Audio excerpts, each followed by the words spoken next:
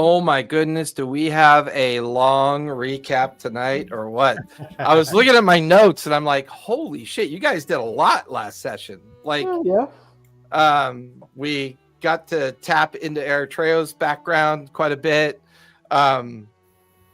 Foreign, you've got to see a psychologist. Karina, Karina, you've kicked off the new arc like something that I've never seen before. So this is going to be a lot of fun to see the outcome of that for sure. So, oh my goodness. I've been writing notes for tonight's session I rarely spend more than maybe 4 or 5 hours, on major arc updates. But after last week's session, I was like, you know what? I got to really get creative here because this could go either way. I feel like this could definitely go either way, and I want to do it, a just service in that regards. I don't want it to feel, too obvious, for one thing. But at the same time, it'll probably make sense at the same time. So I do like that part about it, and I'm hoping to have the new intro done within a week or two. I figure within 2 weeks max. So I'll be dropping all the final cuts to you guys for starters, and then I'll need to get your subject matter print that you want in the overlay, and then of course I'll put it all together and do one final cut so we can see what it looks like as it introduces us into the new arcs that you guys are into.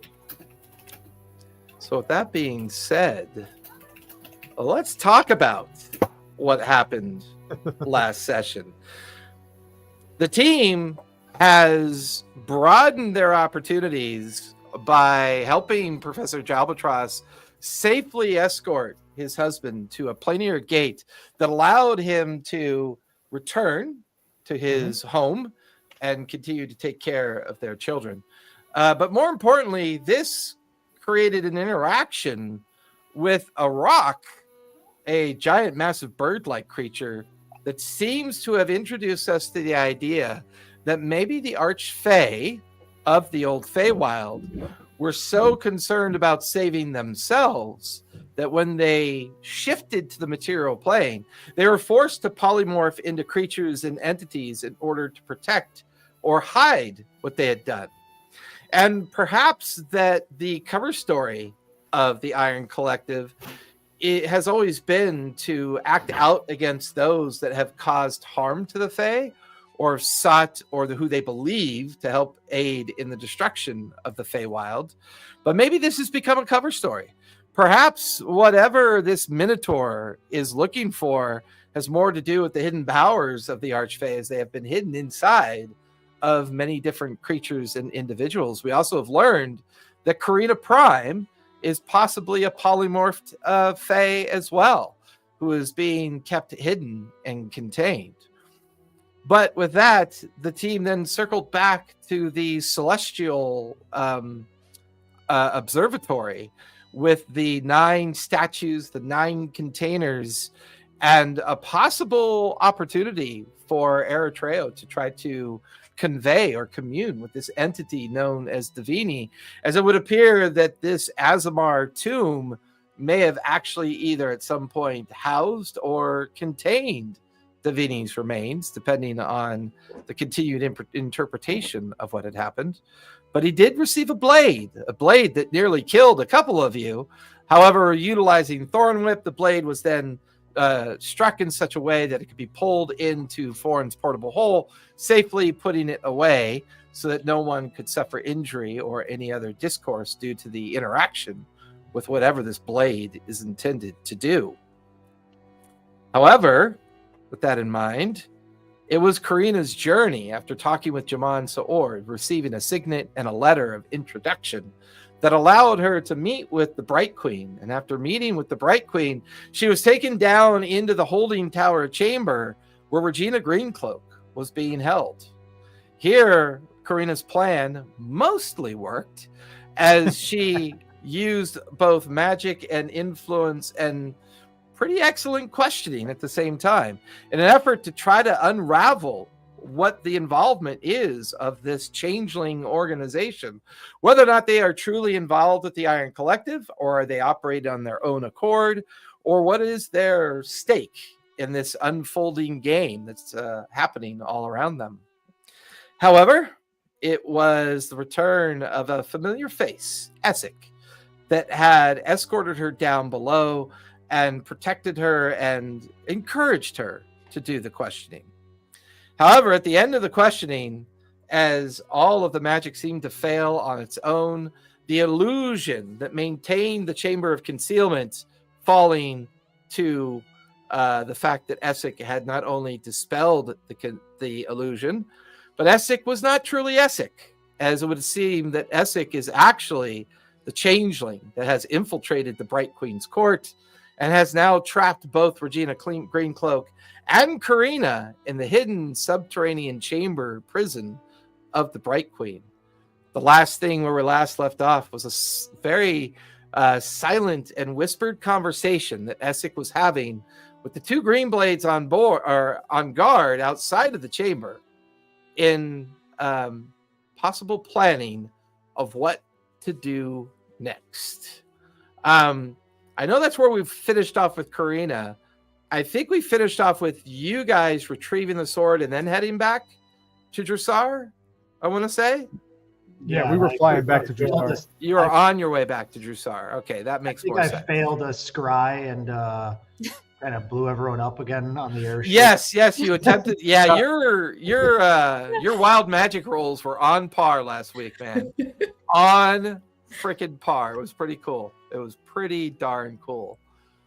Ryan Will Wheaton. Yeah.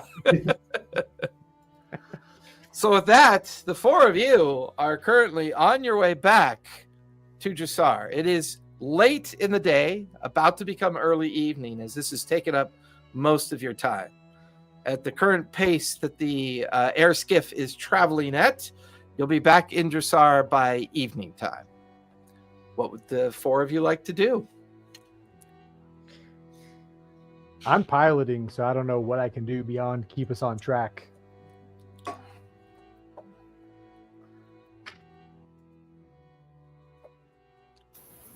I desperately need to rest, long or short, because I almost died thrice, I think. And you just earned a D6 inspiration for the word thrice. Ooh. Yeah, I got a lot of those. Yeah, and, so while on the air skiff, everyone is free to actually take a short rest. Even Thorn can calculate a short rest. Since there's not much effort in actually piloting the skiff back towards Jrusar.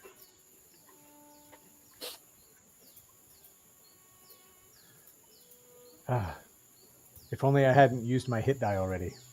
Because we haven't had a long rest since the last time I almost died, like 3 times. I know. Yeah. We've had some challenging sessions, to say the least. Yeah. But I guess I'll try and cure wounds myself, though. So I'll roll for that. Ooh. Yeah. Casting roll. First casting roll of the night. Here we go.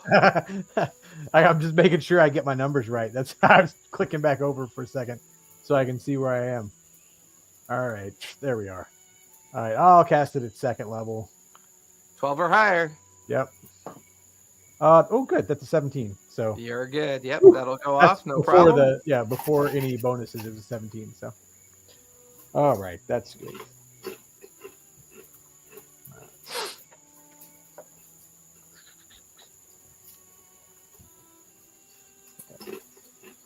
Like everyone's afraid to start off the first round of roleplay. What do you say? What do you say to Eritrea? It's so hard.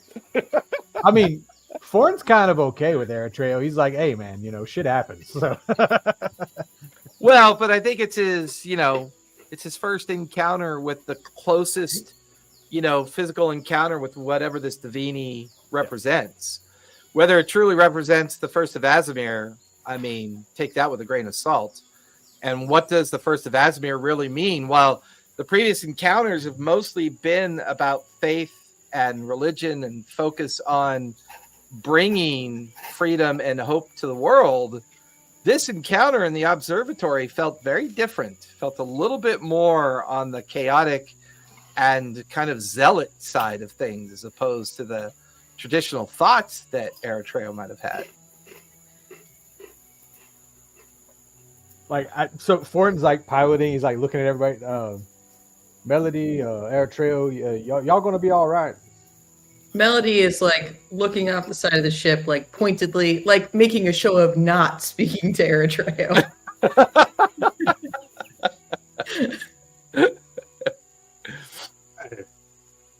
I don't think my last accident helped very much. I'm going to keep my mouth shut on that front. Might be a good idea, I guess. Yeah.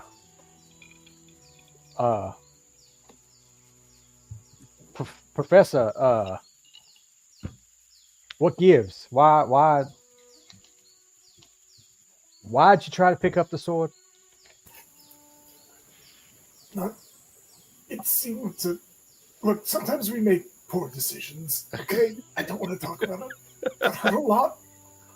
I'm going back to my bunk. I think that's the first time he said he made a poor decision. Usually he's talking about me.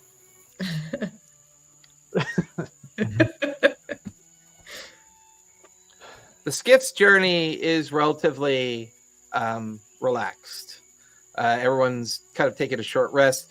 Professor Jabaltros is actually, you could kind of hear him snoring. I don't know if anyone's ever done like heavy physical work for like 10 hours straight before at some point in your life. And for whatever reason, you just sleep the best sleep of your life after something like that, whether it's a camping trip or a hike or a bike ride or a kayak ride, just that physical exertion.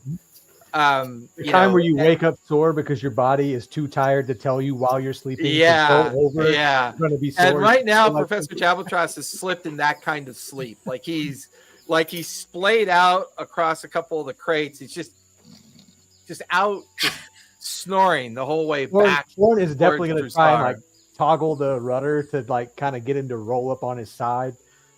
He's kind of hang on a second. And he's shifting, trying to roll Professor around a little bit. We're sliding around the deck of the ship while you're doing this. And he never budges. He just... Yeah, one of you peeks in and just got an arm on a beam across the ceiling, just nope. Before long, you guys see the familiar signs of the core spire in the background. You bring the skiff back up towards the Airy Spire, setting it down into its stanchion in the below levels of the Airy Spire. You guys are now back at Jrusar in the Airy Spire. What would you like to do next? It is now nighttime. Yeah. I mean,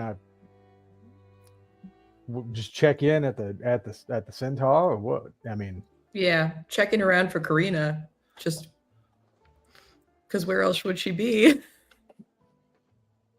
Yeah. I'll go and check her room and not see her there. Yeah. I mean, even Binder and Darwin, Darwin and Meathead have been cleaning up the speakeasy since you've been gone, and they've done a pretty good job. Darwin's hired a bunch of his questionable friends. I mean, they're well intentioned, but you could tell that these are the kind of folk that meet each other on their way out of prison for the most part. But he does a good job. He's got the speakeasy mostly emptied out, and he's got it mostly cleaned up. Obviously, all new furniture, and it's at this point you get the feeling the speakeasy is going to need a bit of a new design because of all the fabrics and furniture and everything that went up in smokes. The bar, everything burnt, but the structure of the speakeasy is still there. Every now and then, some nighttime passerbyers come by and they kind of look glum down at their feet and realize they have to go somewhere else as there's no speakeasy to hang out for the evening. Binder, Darwin, all the construction workers, everybody over the course of the next hour of conversation, none of them have seen Karina.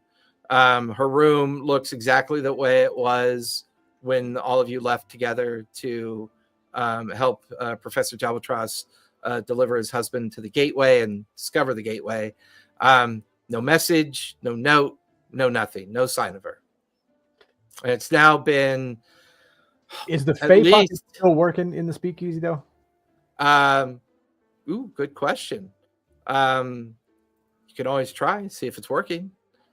Yeah. So Bourne's going there. Yeah, Ford, at some point you go down in the basement of where the speakeasy is supposed to be, and you go over to the false door. It's the only kind of thing still standing. You go to activate the door. It does not activate. Hmm. You get the feeling that maybe Bragsworth has reneged on his deal based on the tense interaction that happened with the rock. What did we do? That rock was so chatty. I'm gonna try and use my token to message Bragsworth. Does your token have to be on the same plane of existence, or can it be on different? It does have to be on the same plane. Then you will not get a connection. Okay. Damn. Anybody want to take a jaunt over to the Golden Casino for a moment? Well, Sure. I was gonna. Yeah, we could go there. My other suggestion was if we want to try to see Fabian. We can. The I casino. don't think they're far from each other. Yeah, I mean, let's go to the casino first. I think the gambling and livelihood might turn Melody's mood around. Like even even Ford's like, That's that was a lot. That's what ruined her mood, is the lack of drinking and partying, not the utter betrayal of Eritrea. Ford's passive insight is a 16, so he definitely caught on that like there's no way that comment's going by without ruffling. You know. Remember, Eritrea is kind of like a 2-year-old at some points. So there's a bit of naivete in Eritrea's existence, but toddler level naivete might be a bit of a stretch. well, let's just pretend he doesn't know how to talk to women, which Yeah, well that's for sure. Well, to be fair, you don't really know how to talk to hot guys either. I mean, it's kind of gone both ways there, so it's all good. It's just that kind of very kind of standoff, awkward, introverted behavior. I kind of feel like Eritrea Ford like a little hooks bit. Eritrea out on the shoulders, like, hey, you might lay off on the on continuing to bring it up. You know, it just maybe. What? I thought she likes to party. What? Right, but you know, making assumptions about other people's proclivities and improving their attitudes can be a little far sometimes, right? Like if she came back and said, "Oh, well, why don't you just go pray to that crying blood statue back in the other spire?" You know, you might not take that. Go do it. I might go do it. Okay. He's like, okay. He just like kind of pats you on the back, like, all right. Good talk. strolling through the Fate Walk Bridge, and then eventually finding the way down into the lower core spire where the Golden Casino is located. You find yet another interesting concern. The Golden Casino is no longer there. The storefront that harbored it is now just a vacant space. No attendees, no sign of Bragsworth, no signs of the Fey magic that connected it to anything. Just a vacant building, no longer tethered or anchored to whatever Bragsworth was using to tether the place. That's weird. Very concerning. Mm-hmm. Do we think that he moved so that we couldn't find him, or is something else going on? A little passive aggressive. Right? Like we said, we were sorry. It's like when you guys burnt down the smolder spire, you're like, well, we said we were sorry. I mean, like the rock is fine. What's the big deal? Maybe that should be our party's name, is the Sorry Party. Sorry. Apologize. The sorries. I apologize. The sorries. Sorry. Okay, I might. One of my friends that we do trivia with keeps a book of band/team names, and I think I might have to submit one that I just had for this, and it's just unintentional war crimes. Great band name. Yeah. Yep. Oh, Well, I guess Fabian's it is. so you guys are heading to the I'm Lucent gonna- Spire and the Silver Well, Threads. Forn's definitely gonna pop a tooth out and like jam it up into the frame it up out of the way. Yeah, yeah. You know. Give me a deception check on that. We'll see how well you hide it. Okay.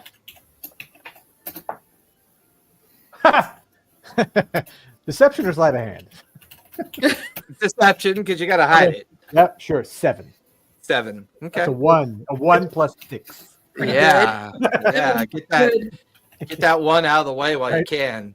You know, the Top sleight of 70 hand would have been back a sleight of hand would have been a 13. Okay, but deception it's a 7.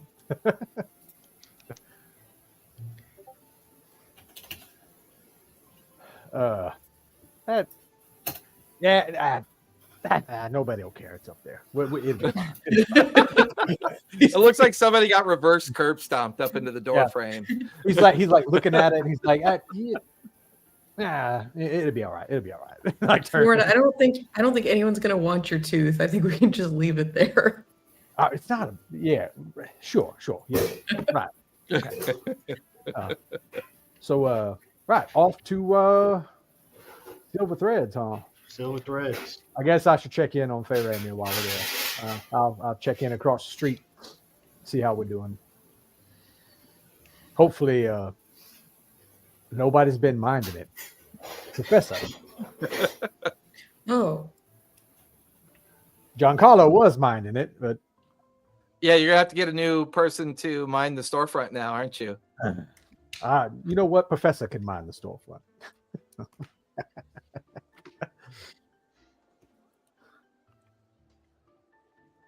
so are Treo and I going in to see Fabian, and you're going to the storefront or to our storefront? I'm gonna pop into the storefront first, and then I'm coming across. Like I'm just popping in to check on things. I'm not to stay or anything. Yeah.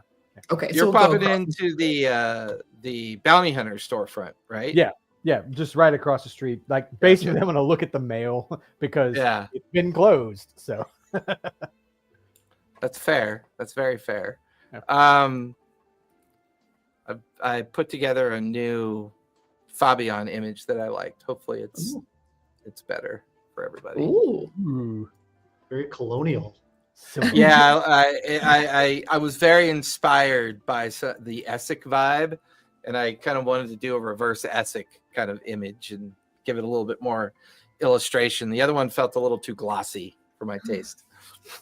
But yeah, so Eritrea, as Foreign goes to check in with the bounty hunter storefront to check on any potential communication or any activity that's been going on while you guys have been gone, I think for a full day at this point, right? You had left 3 days because a day to get there, and then all the stuff, and then a day to get back. Yeah, you've been gone 3 days. Yeah, you've been gone pretty long. So's Karina. Karina's been gone now for at least a solid day without any word as to where she is. Yeah. Yep. I don't think that makes Melody happy. I love how it's the reverse for Alexa and Tally in this one. It's like last season, it was Tally always worrying about Alexa's character. And now this season, it's like Alexa's character always worrying about Tally's character. It's kind of funny. I think Xanath was the most I responsible was a character big in the warrior group. last. Yeah, I actually feel like this is sort of uncharacteristic for Melody to be the person who's like, we got to really look into this. This feels so insensitive. And everyone else is like, it's fine. It's all about making sure you have a drink in hand and some music to listen to. Professor, where are you heading off to? Foreign's heading over to the bounty hunter shop to check in on things. Eritreo and Melody are heading over to have a conversation with Fabian over at the Silver Threads. I was literally in the middle of typing up a response in the chat there, and I was Ford and I had same brain because if I was awake, I was gonna go there and check in on the mail at my bookshop and just see if anybody has delivered anything or if there's any requests. And since that's the storefront for Foreign's bounty hunter business, I'd probably be going the same place. Okay. Yeah, we don't have anyone minding the store now. I mean, Giancarlo wasn't there for this anyway, but that's fine. That's fine. We can find someone. Right. Do you know anyone that has a reasonable knowledge of academic booksellery? That's the correct term. Don't look it up. No. Short answer. No. Oh, that's a shame. You're asking the wrong guy for that. Maybe Fabian knows somebody. Look, I'll pop the door open and grab what I assume is just, if there's any mail, it's just laying inside the door. Like, I'll just pick it up and close the door and lock it and walk across the street. Okay. I would say it's kind of the typical folded up parchment junk mail of the time of the period, just inquiries, information, things arriving for purposes of either your normal consumption to learn about things that are going on in the immediate area, or people making requests. A lot of times you'll get stuff foreign, like, I'm missing my favorite cat, or I'm missing, I've lost my favorite pair of boots, or my grandfather's sword has gone missing. So a lot of your immediate requests haven't really been traditional bounties yet, as you're just kind of getting your teeth cut and getting yourself presented out there. And I would say for Professor Jalbatros, it's more about mysterious books arriving as you're kind of been reaching out to the fabric of Jrusar and trying to enhance the book collection that you're maintaining. And from time to time, books just kind of arrive and are wrapped anonymously and presented to you as options of deciding if you want to put them on shelves or not. And we'll say the two of you kind of do that. But Eritrea Melody, you arrived to the Silver Thread in glorious, it's glamour night for Fabian. He is entertaining some of the newly presented nobles of Jrusar. A lot of them connected to Jamansa Ord and the houses that have been brought in to kind of replace the other houses that have fallen out of favor, to bolster Jamansa Ord's presence here in Jrusar. And the folk of the Rumadan and of the Ankaral environment, they love bright colors. That's their thing. Very bright yellows and reds and blues and purples and greens. Very traditional kind of clothing. And he currently has a small contingent of family households here that are trying on different clothings and trying on different things. He's got that half-cocked smile as he looks over and sees Eritrea, and he's got his passive insight is a 20. So he can see the two of you come in, and he can sense a kind of tension or at least some concern on your faces as the two of you come in. He kind of immediately looks at the folk that he's helping. If all of you will please excuse me, I've got other guests that need my attention. Eritrea, Melody, so good to see you again. How are you? You look, oh my, you have smudges on your cheeks. And is that blood on your chin? What have you two been up to? You look a bit rough. Oh my God, this is so embarrassing. We're so underdressed. I didn't realize that you'd have guests over. Well, I'm a very fancy shop that sells fancy clothing. I wouldn't call them guests. I would call them easy money. These people are so rich. They are ridiculously rich. Here, come. Let's grab something to drink, a bit of tea, some coffee, and let's have a chat. Oh, if it isn't the thundercloud himself, Fawn, and the ever-effervescent Jalbatros as well. Please, come in, join us. Let's take a seat in the back waiting room while my guests finish their procurements of my most excellent, perfect finery that they're trying on, of course. Please, come in. The door shuts. You go, oh, thank God. I hate those people. They are so stifling. Always better to hang out with people of more fun intent. Well, what's going on? You people look so haggard. What has transpired? Where have you been? You've been gone for 3 days. I went by the Prancing Centaur to pick up some supplies, some of that iridescent thread that you've been putting in stock, Melody. Very fine, very nice. Binder was there to sell it to me, but Binder had no information as to your whereabouts, your location. Hey, have you seen Karina? Has she come by in the last couple days? He rubs at his chin. Well, now there is a very dark spot on a very bright day that would be very noticeable, wouldn't it? No, I have not seen her in days, not since, I believe, the last time we talked when she was in your presence. Oh man, we got separated from her while we were traveling, and now we can't Melody, find her. have you lost your warlock? I don't know so much lost as she ran away. Well, Fawn, you see, there's this way of knowing. Fawn, do you know where she is? No, she ran away. Then she's lost. It's okay, Fawn. It's okay. I've got big books for you to read later. Some have pictures, some do not. We are working on this. We will get you to the point that we need you to get to. The refinement of education, Fawn. I assure you, it will benefit you the most. I mean, look at Professor Jalbatross. Always ahead of the game. I think. Maybe. Not that sure. might be a gross overestimation as well. Well, there are plenty of things that are gross in this world. And it most certainly isn't this a fine-looking young man here. So, please, how can I help? What can old Fabian do to alleviate your stress and your concern? Well, we'd love to find her. I'm starting to feel worried. It's been a couple days. Is there anything you can do to help us locate her? We're just not sure where she could have gone. Melody, you seem to think that I have inadvertently and secretly tagged each one of you as a way to keep track of you. Is that what you're suggesting? Like No, Fawn's gonna turn to Melody and be like, hey, I believe she ignored our messages, right? So, well, we never actually got a message off to her. We weren't able to scry on her. I don't believe she would have run away and hid from us. I just don't know what's going on. I thought the scry was successful. She just shrugged it off. Well, yeah, but she was in the river. Do you guys remember those?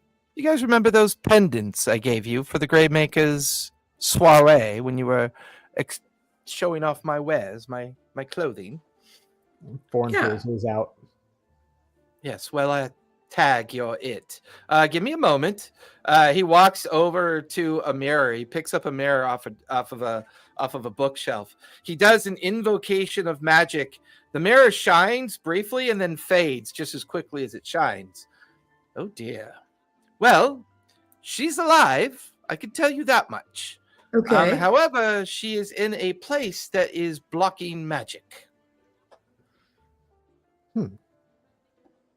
Like, it tried to connect with her, and the only way she could be alive is if it attempted to connect with her, but it was unable to connect, which tells me the magic of the pendant that she has in her possession is unable to break through whatever is causing the magic to not work. Does it give any indication of where she is or anything? No, unfortunately, it must go through completely, and then it gives me her location, her and everything. But wherever she is, it is being blocked. That could mean she's blocking it herself. Fawn could be right. She could be perfectly fine, eating a big box of pastries and crying into a bottle of wine and yelling at the sky for all we know. Maybe she just needs to chill out a bit and she'll eventually come back. With the amount of other shape changes around, I don't know that we should write this. What do you mean the amount of other shape changes around Fawn? Are you going back down conspiracy roads, going deep into rabbit holes again? We know there's at least 2 shape changes out there. One being our Corinna. Right. One being the Minotaur Spike. And, we have 3, because Regina Greencloak is in prison with the Bright Queen. Spike is on the run. We're not sure where he is. Karina is still your friend, right? Is she still a friend? I don't know if Corinna would call me a friend right now. And the other one is in the care of the Bright Queen and under lock and chain. Where exactly lies the threat, Fawn? I'm confused. It's just something Le'Veon said. He talked about having somebody around the Bright Queen ready to take her out, and that he had people everywhere. Le'Veon is dead. When did you last? What are you talking about? Right, he is dead. Oh, I hope he's dead. Corinna certainly ate his brain. So, what she did what? Right, she ate his brain. Really picked his brains. She literally dined on it. He puts his hand in his mouth. No Chianti or fava beans, but she did. Does I know that Karina has taken on a bit of a warlocky aspect about herself, a little bit of a shadow over her every day, in my opinion. Is she on a path that we should feel concerned about? Is she doing things that maybe has gotten her into a spot of trouble? It is certainly a path that I am concerned about, insofar as I've now come across a third Archfey. A third Archfey? What do you mean? There's more than Bragsworth? And who's the second one? Who's the second Archfey? I'm second one staying close to the chest. The four of you think that you're having conversations with me, when in fact you're mostly having conversations with each other and assuming I know things. The last time we spoke was after Father Atrium's imprisonment in the chapel and the eventual Jaman Sa'od taking over the Chandei Quorum. We haven't had much time to really talk about any details since then. But you're a very knowledgeable fella, so I'm sorry I assumed you already knew these My things. employers are all gone or dead. I was a knowledgeable fellow as it related to my employment with the Chandei Quorum. With Jaman Sa'od's ascension and now being in charge of pretty much everything that goes on in Jrusar, I am on the outs. I do not have access to any of the people or networks that I used to have. I mostly bide my time selling very expensive clothing and making some coin. Other than that, I may dabble in some rumors and other things that go on within the city. But for the most part, I am on the outs. I'm going to roll an insight against that. Sure, go for it. Almost threw my dice off the table. Sorry. Not great. He's probably going to beat it. That's a 12. And as far as you can tell, he's telling the truth. Doesn't seem like he's lying. Well, but he's also a master spy, so it's know, really hard to tell. I was like, I'm not going to be able to tell. Yeah. Right. Well, look, we tried to stop in on Bragsworth, and he appears to be long gone. Bragsworth is gone. You know, he had a place here, right? The Golden Casino down in the lower Corspire, of course. Uh-huh. Very popular. When's the last time you stopped by there? 3 weeks ago. Well, we just stopped by there before we came here, and it's gone.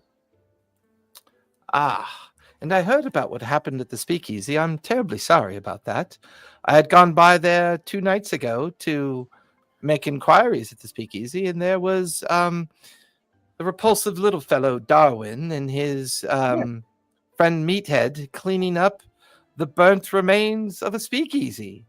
That's right. That's when. Did you come to me to that? No, you didn't come to me about that. Who did you talk about? Who'd you go talk to about what happened at the Speakeasy? I bet you went to Jaman Sa'od, didn't you? Went and talked to Jaman Sa'od because supposedly she had ties to whatever the name of that group was, the Fire Starters, the Fire Keepers. Whoa. Are you telling that your Speakeasy was assailed by Fire Keepers? The Fire Keepers. Yeah.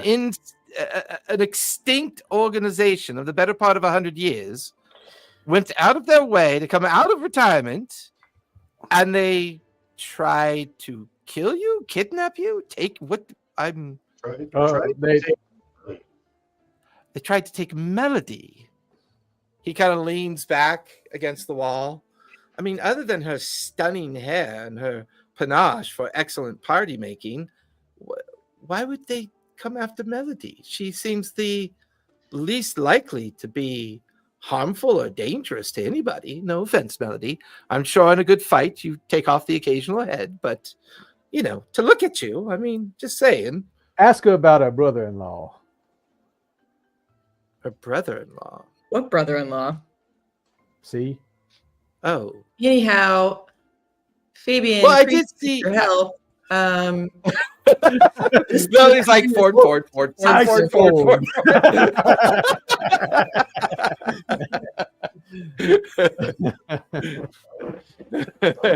Fabian's just like he's getting caught up on your guys' lives is what he's getting caught up on at this point. Yeah. So while I was at the Prancing Centaur, there was a lovely young woman there that looked a lot like you, Melody, with a rather large belly of expectation. Is this the person's partner that we are now speaking about that you have taken care of, it sounds like? That's my sister. Did you talk to her? Yes, she is lovely. I like She her a is lot. lovely, isn't she? I hope you don't mind. I offered her a job here. I think she would do amazing. Doing what? Selling clothing, and she has the gift of the gab. She seems to get things out of people when they least want to share them. Does she get any kind of friends and family discount? Oh, of course. Absolutely. In fact, I will not allow anyone to work in my shop unless they're wearing the fineries of my shop while they work. And all of us go back a ways. While we may not always share exactly the same interests, we do share the idea of the importance of the city and the importance of what we'd like to accomplish. And yes, I will always keep an eye on her, make sure she's safe. In fact, I would say that she's probably safer here than at the Prancing Centaur. The last time I checked, my record of fights and deaths within my establishment, 0. Your record of fights and death within your Prancing Centaur establishment, and then your speakeasy, 2. So you already outscore me there. And gods know what other things that the lot of you have been up to. Well, what have you all been up to? Nothing. Eritrea, remind me, we must play poker together. I suspect I will win all the time. You know anything about them ruins out near the Hotmoor? Oh my! Not the ones at Hotmoor, but near there. That is a broad spectrum of possibilities. 9 pillows dressed up like motions at Eritrea. 9 pillows dressed up like like holding the dome up on the whole thing, and a whole 9 pillars of hot. Is that what you're telling me? I mean, they're like, it was 9 statues holding up the dome of the place, but they all look like I'm not one to understand the world of the divine. That's ruin sounds not familiar to me at all. There are so many out there. I mean, the Oderlin Wilds are very old. Used to be a very thriving elven part of a thriving elven civilization many centuries ago, of course. Back before Divergence, and then obviously after Divergence, when the Great Calamity occurred in Marquet, destroying most of Marquet, laying the center of it to waste and desert. But all of Marquet at one point was a massive tropical jungle dedicated to Sylvan Empire and elves themselves. I'm gonna change topics for a moment. You still do many dealings with King's Fall? Yes, I have 2 friends that are still there. What's the word out of King's Fall lately? I think my last conversation was that there was some concern about the inhospitable treatment of Fey folk. As far as I know, there are no more Fey in King's Fall anymore. The council and king, those that lead the Hellcatch, have become very insulated, no longer holding to council court like they used to. There's even been word that come to think of it, you ask interesting questions, Fawn.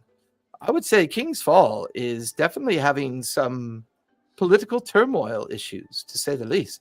And my understanding is Jamansa Ord is still not 100% convinced that they weren't involved in the near overthrow of the Chandei Quorum.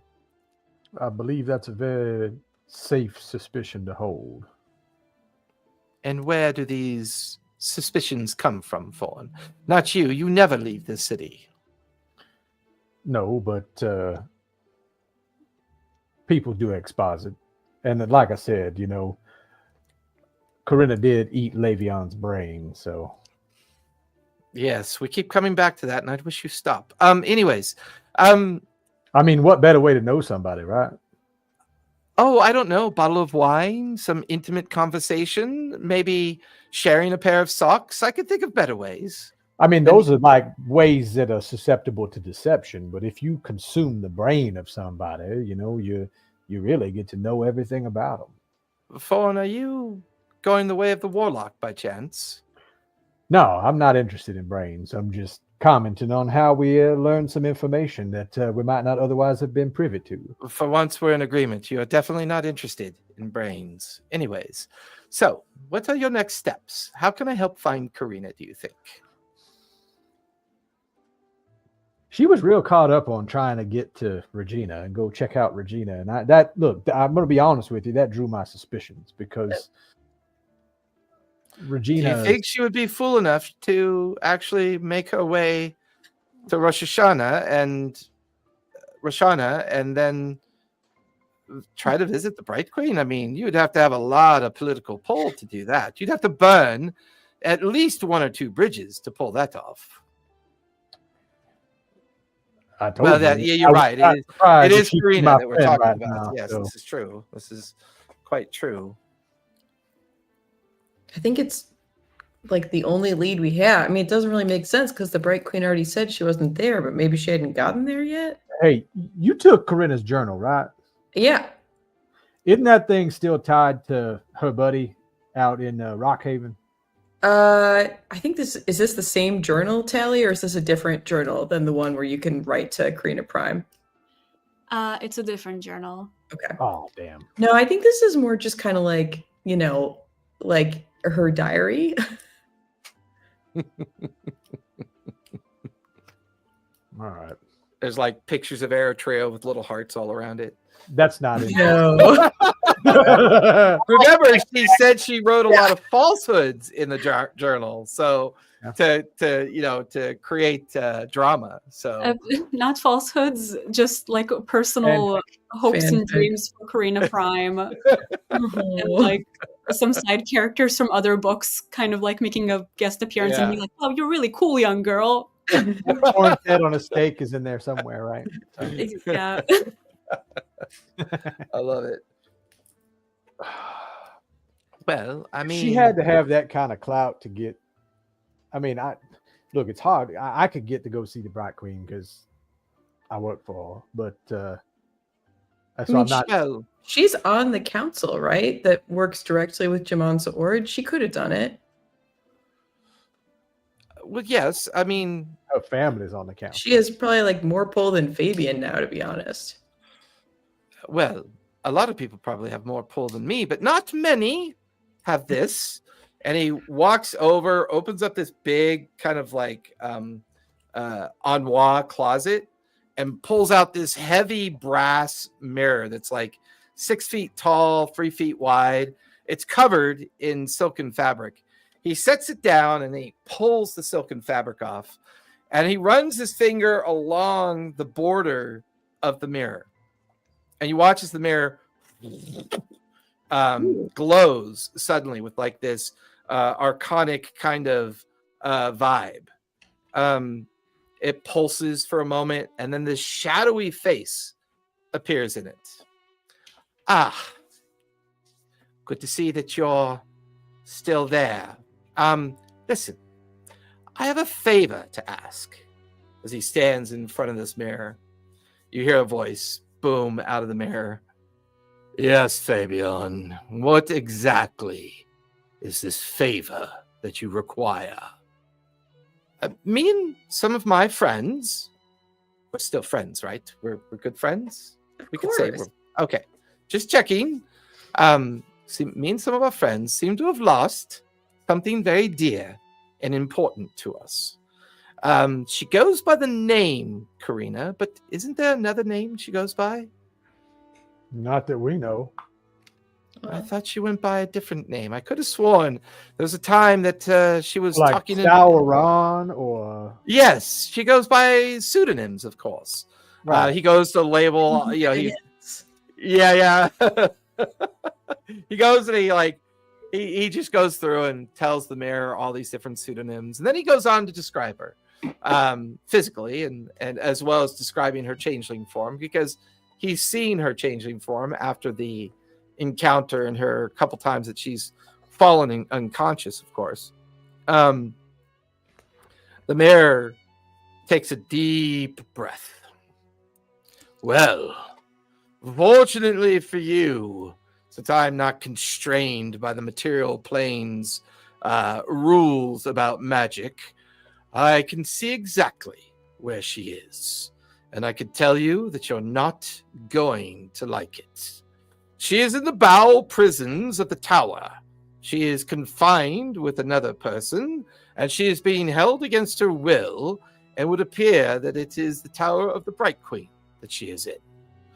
There's an anti-magic shield or magic effect around the chamber that she's in.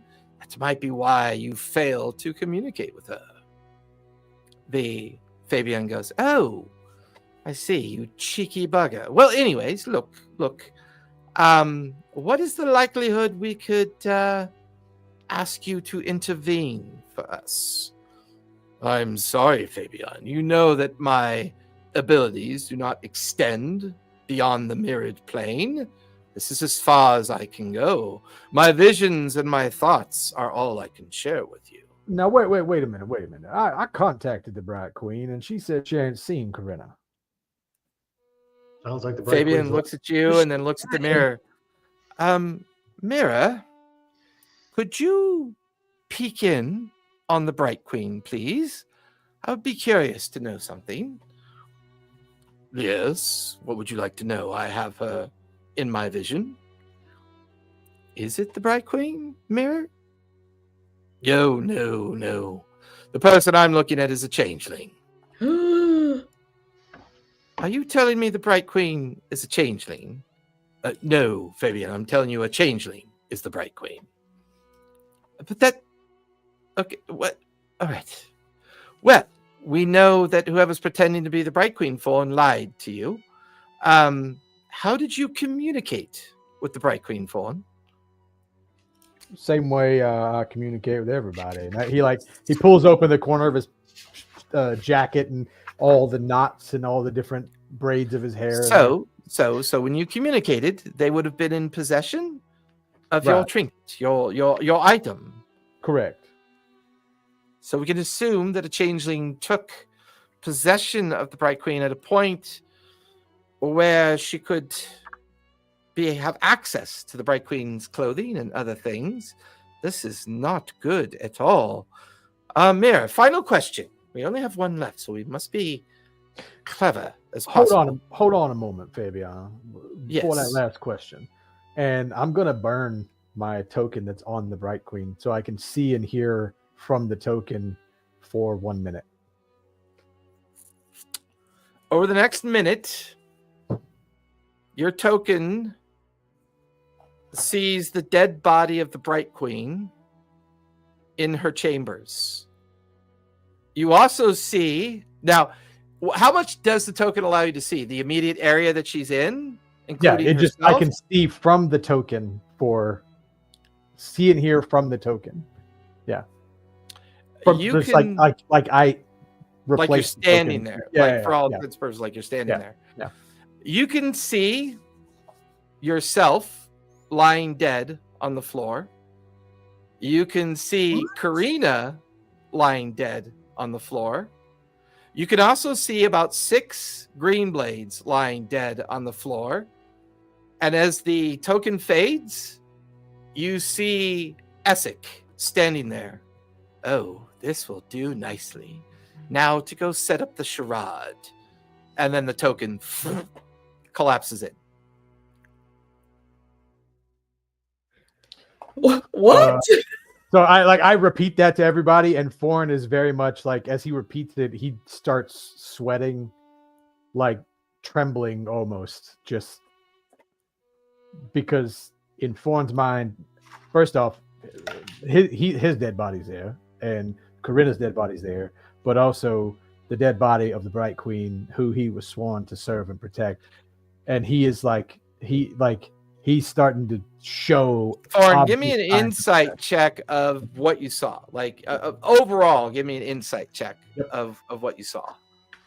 Can we help him with advantage? Sure, I'm okay with that. Okay, because that was a 2.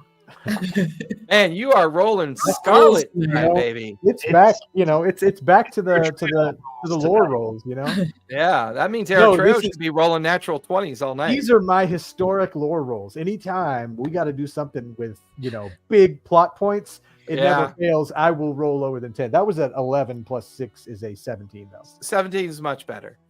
The vision of what was laid out in front of you, it looked like the Green Blades died killing you and Karina, and you and Karina were in the midst of killing the Bright Queen. So it's like they're trying to frame you and Karina or something. This is a setup. Mira, hold on 1 second. Fabian comes over. But Karina's still alive. Yes, and so am I. So that means they killed their own kind, or they killed doppelgangers, or did you just watch an illusion? But the mirror told me the Bright Queen is dead. Yeah, because when changelings die, they revert to their former selves, right? Right. So have they done some kind of magic on the bodies to make them look like us? Oh shit. They true polymorph themselves to look like you. A true polymorph changeling cannot revert. They remain who they true polymorphed into. Somebody is setting you people up, and they are very, very good, and they are burning all their bridges at once. We have got to figure out a way to get to Karina and fast, or things are going to go sideways quickly. But how do we do that? Hold on. He runs back. Look, we have to tell Jamon Sa'ord.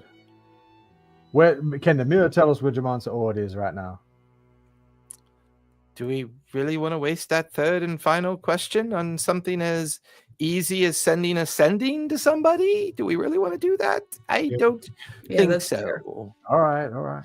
Do any of you know sending by chance?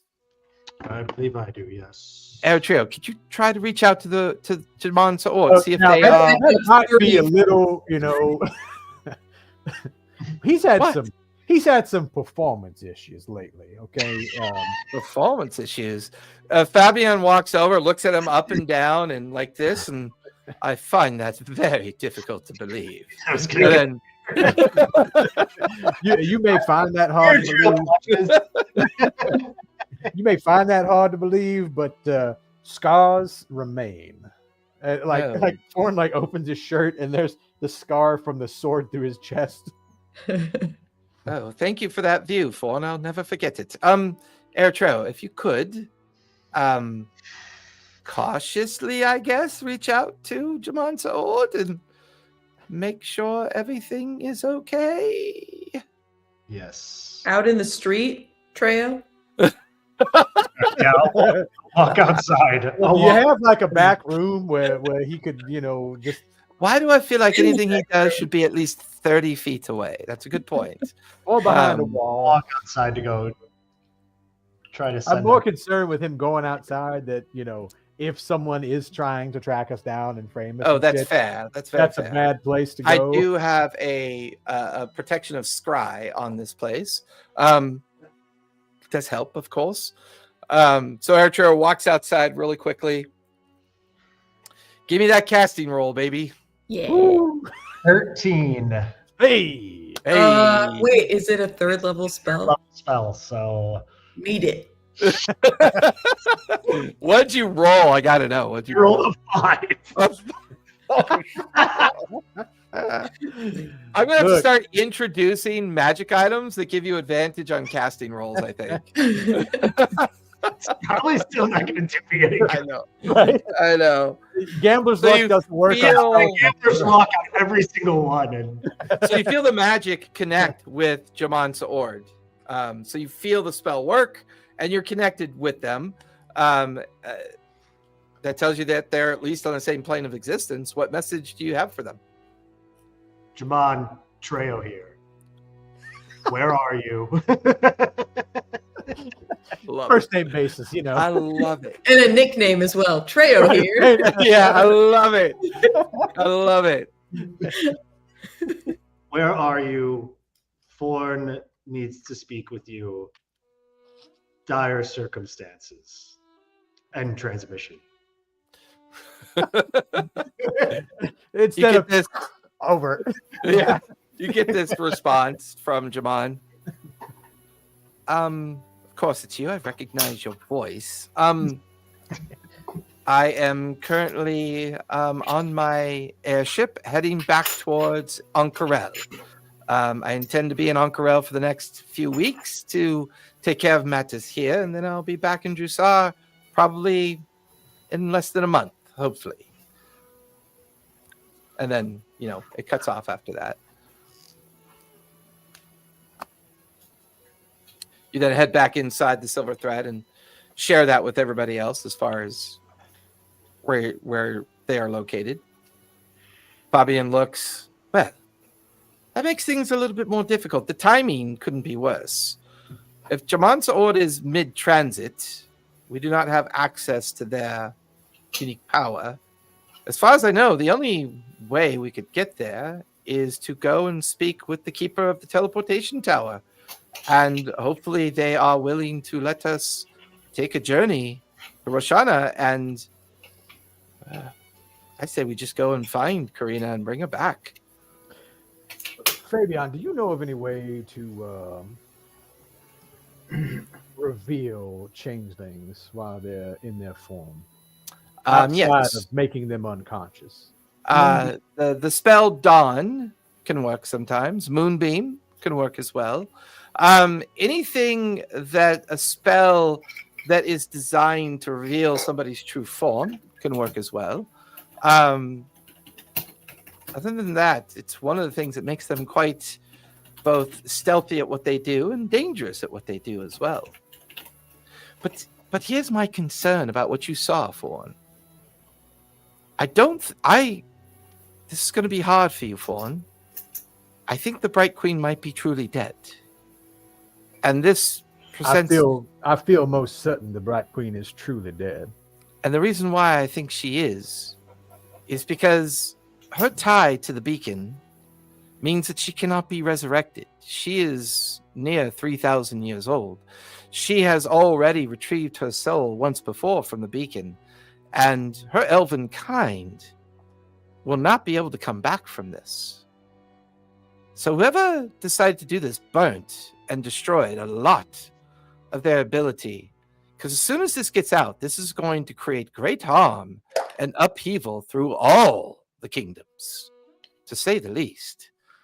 Vasselheim itself and friends of the Bright Queen will be up in arms. There's no doubt about that. However, you're here, Karina's being held. The two true polymorphed individuals gave their lives to create that scene. And I can almost guarantee you that if anybody attempts to speak with dead on any of those individuals is probably in for a rude awakening, to say the least. Somebody's gone through a lot of trouble, effort, blood to make it look like Karina and Fawn have killed the Bright Queen. This tracks with what I heard from the conversations between Spike and Le'Veon and what we learned from Le'Veon's brain. They want to sow discord because they want to take over the material plane to create a new Fae. That is quite ambitious, considering it's quite both magically and physically impossible to do. There is no means. There is no Feywild left to use as a means to do that. I wouldn't even know how to begin to ponder the idea or the scheme of being able to do that. Perhaps that's why the Archfey is so important right now. Yes, we need to come back to that. Wait, hold on. What final question should I ask the mirror? What's important enough to burn a final question with the mirror? What all can we ask of the mirror? We can ask anything we want, but I can only ever do it 3 times a week. What is the clearest route to extract Karina? So it doesn't have the ability of foresight. It's got to be questions that are tangible, like where is this? What is that? Who is this? I can't ask it to be prophetic. It doesn't know. Yeah, like what are where is Spike? what's the layout? Are there any defenses in this tower that we need to worry about or anything like that? Is there a secret Fences in the tower? Look, Where's I would Spike? know plenty. I mean, Fawn would know at least formally what the Unfortunately, in her personal tower, no one has access to that. Only her and Essek would have ever been privy to that, and her small cadre of Greenblades. You know plenty about the capital city. You know plenty about her cancel chambers and all the normal places she resides. Unfortunately, in her personal tower, you've never been given any kind of privileged information about that. That is unfortunately something she did on purpose for everybody. It's not that she didn't trust you.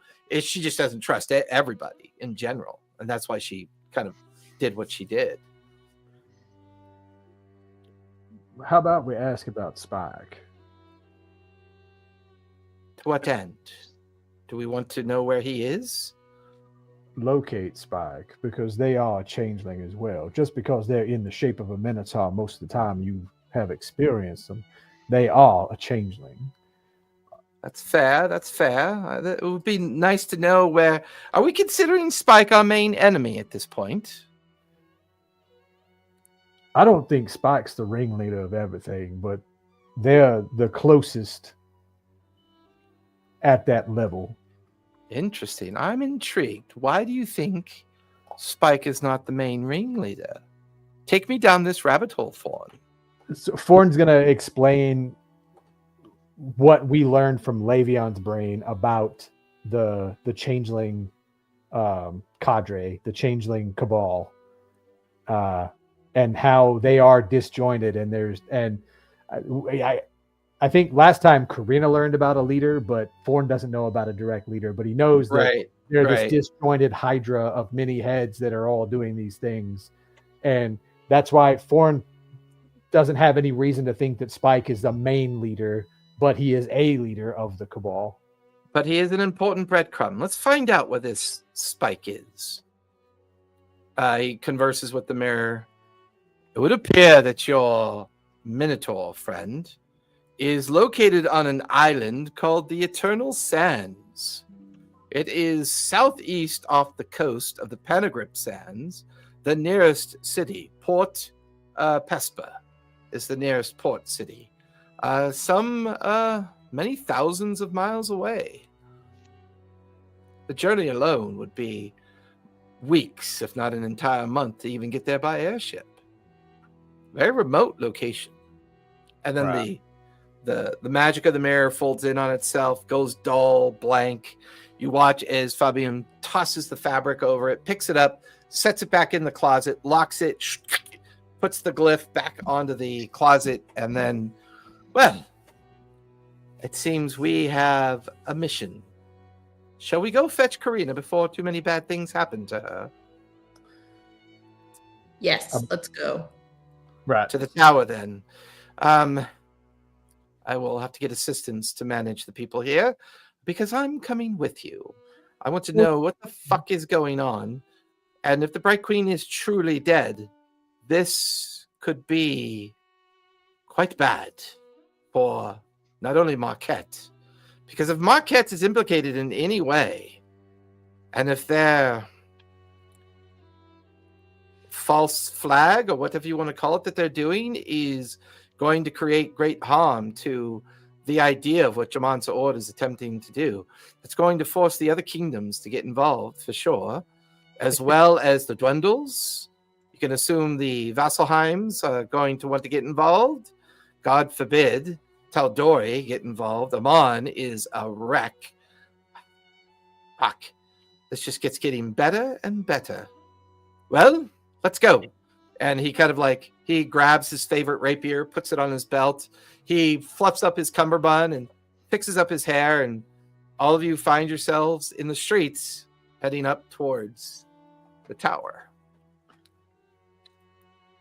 Should Eritrea send one more message to Jrusar Ord, just explaining the situation so that when someone calls Jaman and says, hey, your friend's just murdered our queen, they know that that's not actually what happened?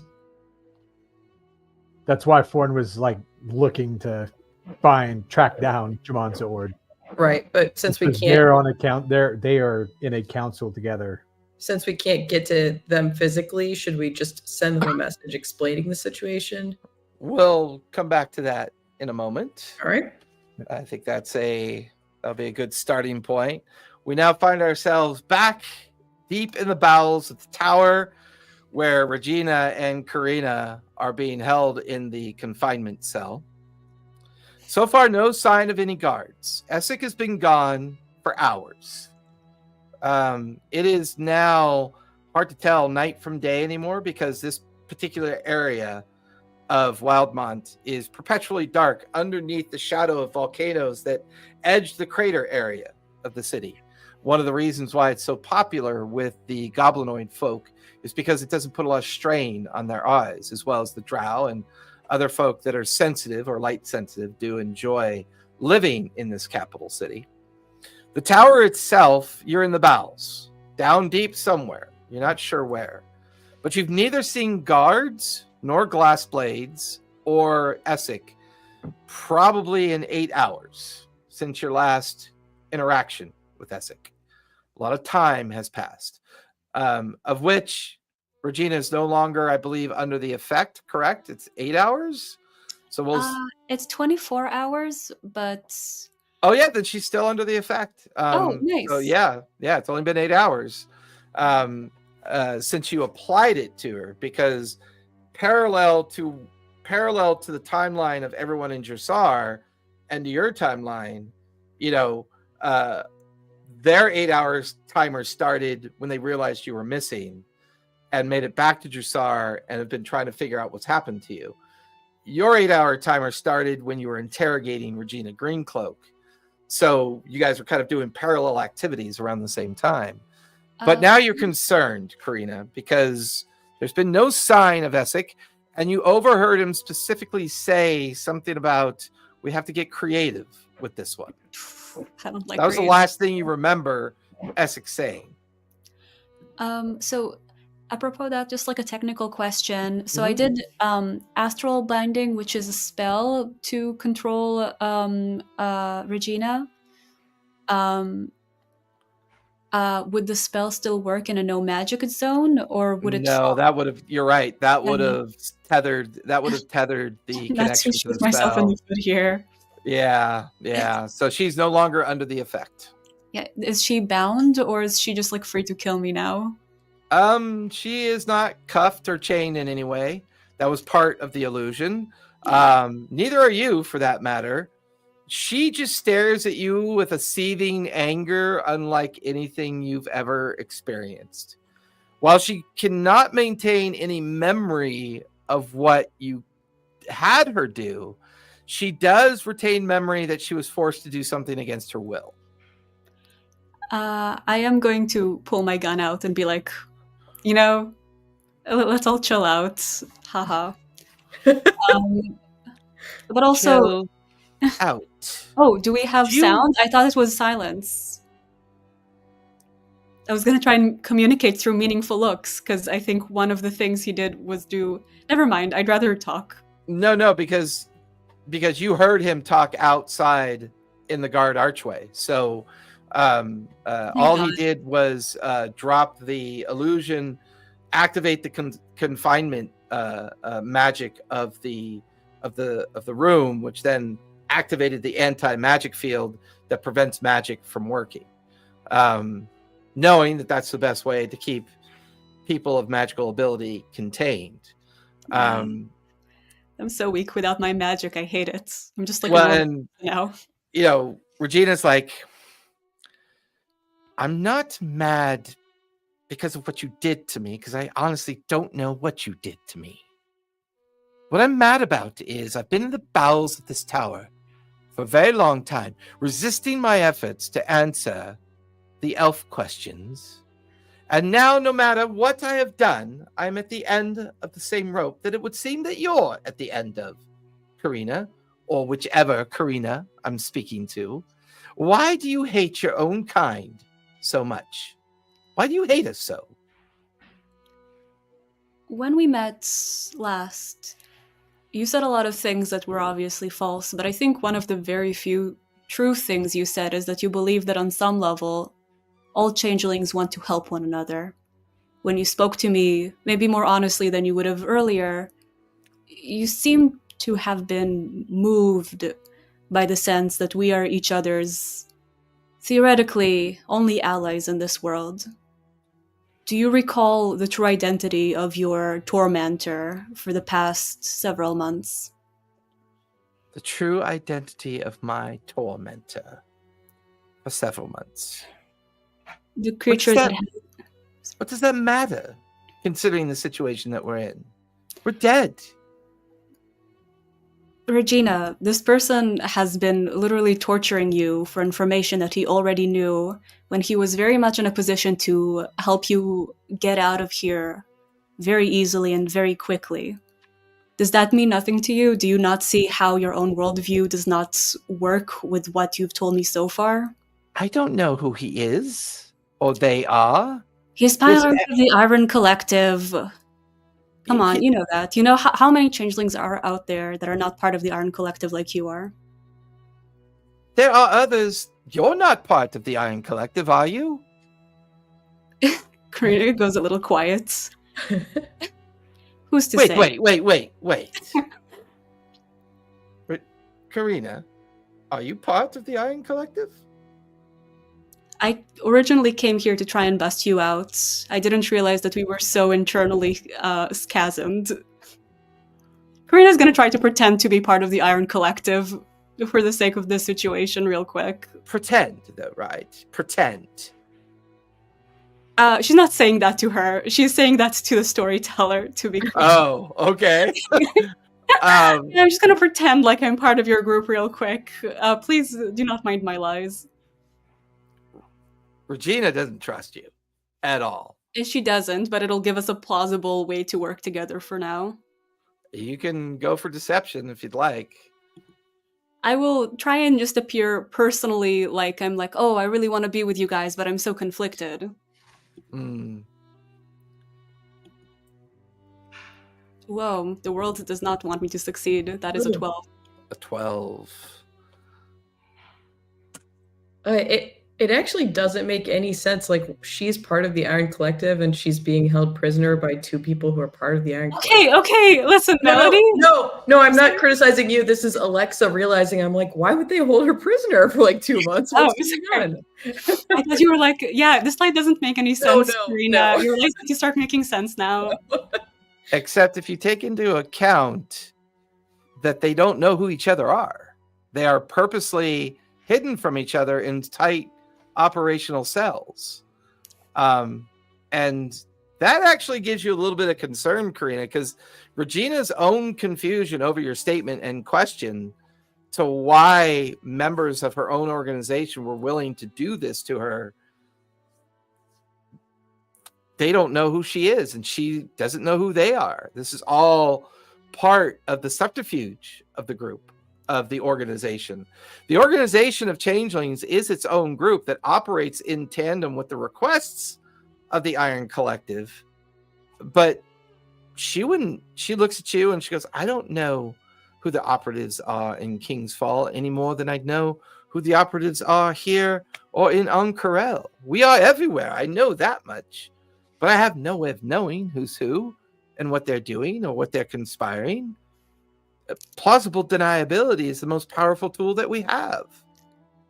Well, whoever that was, he knew who you were. He knew that you were Regina, and he knew that you were a changeling. And he probably knew a lot of the information that he was trying to get out of you.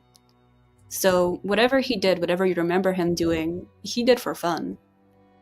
I would say, I don't know what his greater schemes are, but for this situation, if we just kill each other, wouldn't we just be playing into his hands? Wouldn't it be better for us to just break out, gain our strength, and then fight each other on a better day?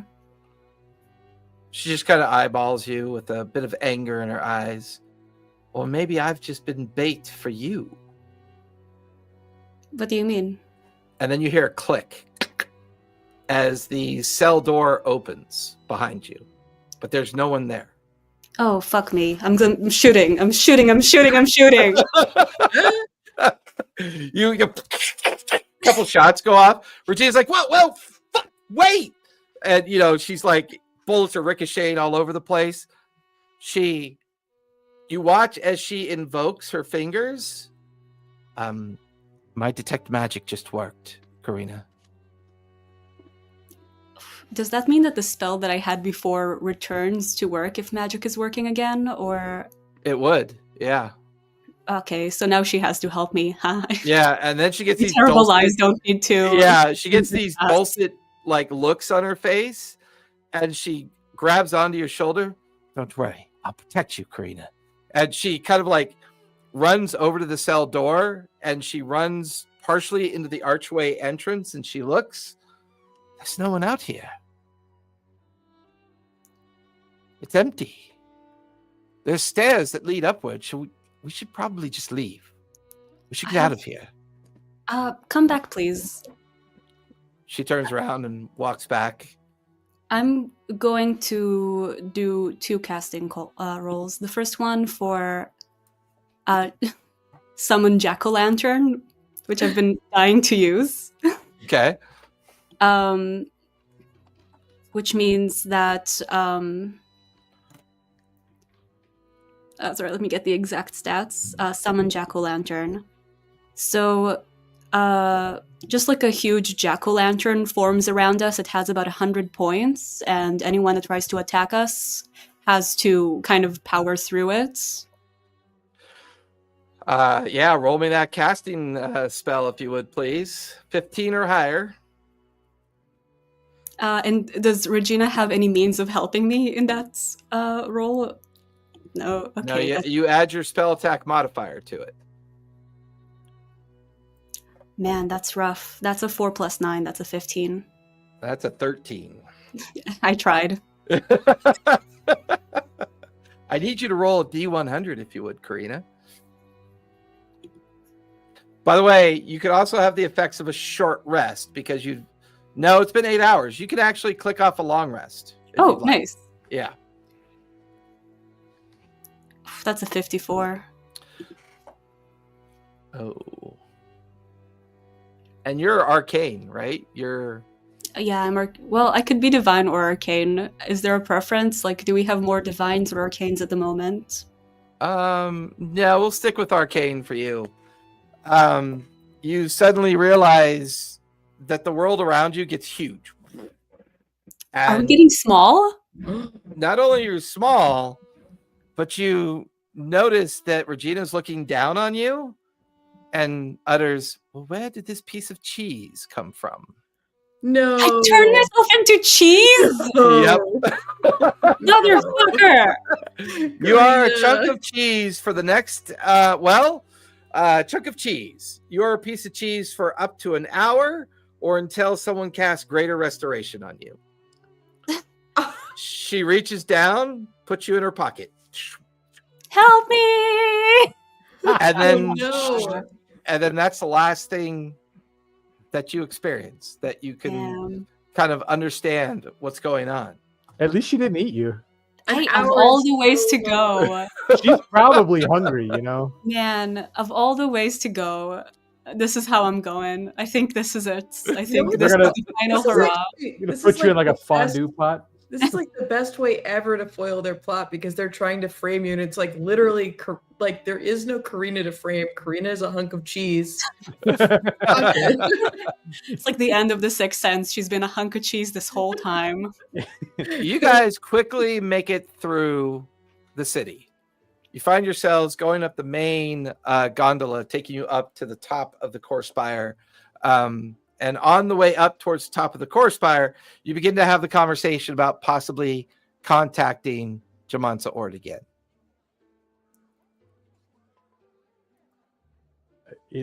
It is probably a good idea. Yeah, we'll want to head this off. Do you think he'll be suspicious of us at all? Frankly, yes. But I don't know. They can scry on us to see where we are now if they're suspicious, and that will be evidence. Should I Would ask? Scry be affected by a true polymorph duplicate of somebody? I don't think that. Well, a Melody has no idea. I would think that you would when you scry, you're scrying on the actual person and not on a person who looks like that person. A person who is true polymorphed is that person. Are you it. actually that person? You're not like. I mean, you're That's not that person though. Like your mind is not the same as that person. True polymorph is a 9th level spell. It's pretty powerful. Yeah. Let's pick that apart because that's actually a really good question.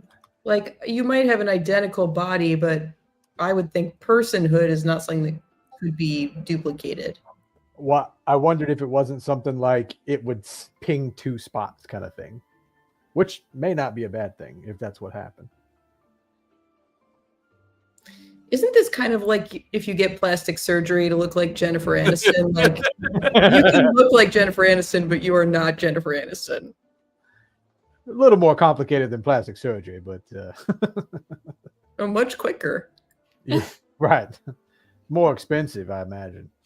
Yeah, it doesn't say one way or the other. It just describes that person or object is changed permanently into that person or object. So I'm more inclined to agree with Alexa in the sense that your polymorph changes your physicality, but not necessarily your mind. The problem with scry is that scry allows you to scry on someone based on what they look like, based on your familiarity with them. That's a challenge. What does the spell do in that circumstance? I think it's what Alexa was saying. Like, if someone is polymorphed as foreign, and I have a great idea for this attempt at. Now you're going to do a send to Jamansa Ord. yes. Well, Okay. I think what happened last campaign, we had this similar issue with the doppelganger, or not the doppelgangers, with the duplicates, because it popped up that there were multiples of them. Correct. But we didn't get a bead on anybody because it was like, oh, look, there's one here and one here and one here and one here. Eritreo, roll a d6 for me, if you would, please. Oh, why do we have to do it when we're sending a message to Jaman? Roll a d6 for me. How much you guys want to bet I roll a 6? Just because I'll do well on this. Good, right? I got a 4. A 4? Okay. Now give me a casting roll, 13 or higher. No safer place than on a gondola. All right. I got an 18. There you go. Nice. 6. What's the message that you're sending to Jamansa Ord? Treo here again. We are being set up Forn set up, Bright Queen dead, going to investigate. Please trust us. Yes. You get the following frantic reply. I don't know exactly who you are, but I'm being held against my will in Ankarel, and I really need you to help find me. I've been trapped in this lower prison now for over a year, and I need to get out. And then it just cuts off on the 25th word. Oh my god. And I don't know who that's from. Or that's Jamon, right? It sounds like it's from Jamon. Sounds like Jamon's word to right? you. Yeah, I mean, insight check it, right? Yeah, insight check, maybe. That is a 17. Sure sounded like them. All right. I relay this message to everyone as I'm taking notes about what happened. So wait a minute. Didn't you just speak with Jamon not more than like an hour ago? And they are in transit to Ankarel. And now you're saying that you spoke to Jamon as if they've been in prison in Ankarel for... Well, fuck. Does that mean that there's two of them? Fabian, there's a rock in the middle of the jungle that was a true polymorphed archfey. Okay. Yes, the conversation about these archfey that you were going on about. It is hidden in the jungle, and it is true polymorph to hide its true nature. Why are we? That's what Bragsworth was telling us, right? Now, I want to be sure of something, and I'm gonna reach out and like take Fabian by the hand and cast Identify on Fabian. Okay, it's definitely Fabian. He allows you to do it. But you do have to make a casting roll. I rolled a 12, and it's a level 1 spell, so you're good. Yeah. It's Fabian, as far as you can tell. And he pulls his hand back quickly and goes, "Wait a minute.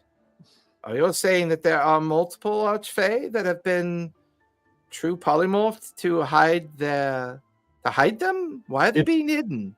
It's possible. Bragsworth is one as well, right? Warren, this is not information Artagan wanted us to share, right? Isn't this kind of secret? I trust Fabian, and Fabian is who he says he is, so far as I can tell. We've trusted a couple people, it hasn't worked out. Right, no, I understand, but... To Melody's point, Fawn, the more information you share with people, it's not necessarily about betrayal and trust.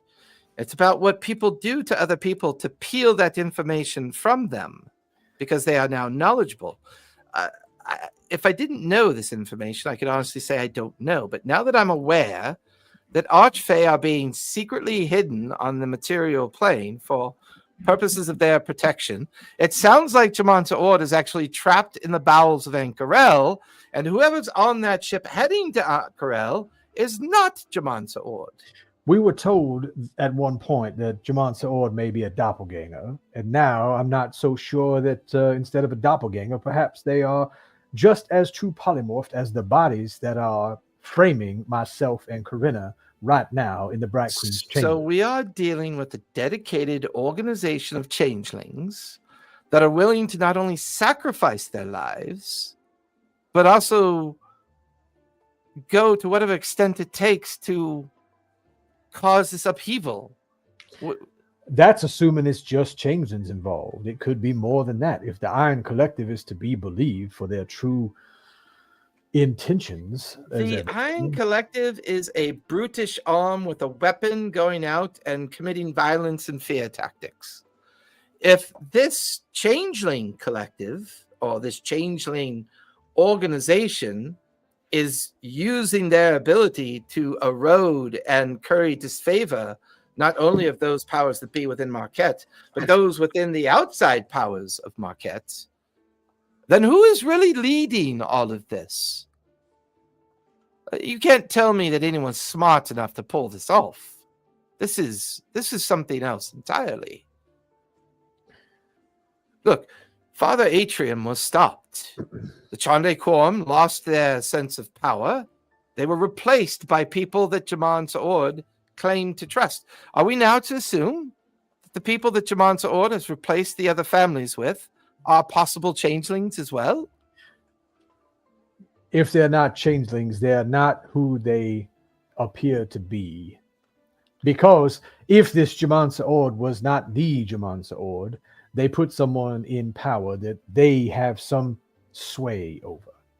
But detect thoughts may not work because if they don't know about each other, right? If they are isolating each other on purpose to make these situations be impossible to truly understand who's involved, then how do we suss this out? How do we figure out who's who?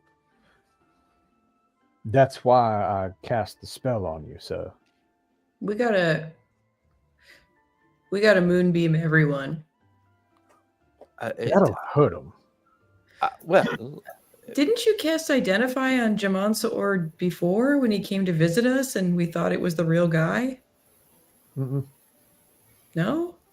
Nope. And I went to identify Karina, and I got stopped by a satyr. yeah, everyone, Karina No, pulled no, back but I and- mean, do you? But I remember did get. But do you remember when Jaman Sa'ord visited us late at night with Fabian? Yeah, And- they did Oh, yeah, allow. yeah, Yeah, they And did you allow identified Foreign to him. identify them. Yeah, We identified Jaman then, and it appeared to be Jaman. So either that was Jaman Sa'ord and they've been replaced recently, but we know that's not the case because that person, there's someone saying they've been in prison the last year, or Identify doesn't work. I'm inclined to believe that identify doesn't work. So, Professor, if you would. With what? What's that? Wait, are we moonbeaming everybody in the gondola on our way up to the tower? I don't care about mean- everyone. Well, I care that everyone can be trusted. All right, I stand at the edge and I put my arm out into the middle of the gondola, like get it over with. All right, I'll cast it at the lowest level I can. Yeah. I believe that. Yeah, so give me a casting roll. Fair, 12. and you were doing unfair damage to me. Yeah. Okay. And Fabian will choose to auto fail so that he can prove the point. 4 and Um, 2. Do you Okay, have to fail to be revealed as a changeling? I No, mean, you do not. No, you don't do not. have to fail. Okay, You so just people don't be- have to fail. They just got to stick their arms in. In that case, he will take a wisdom save to avoid the damage. What's your DC, Professor? It's like an 18, isn't it? I think it's a 16. 16? Check real fast.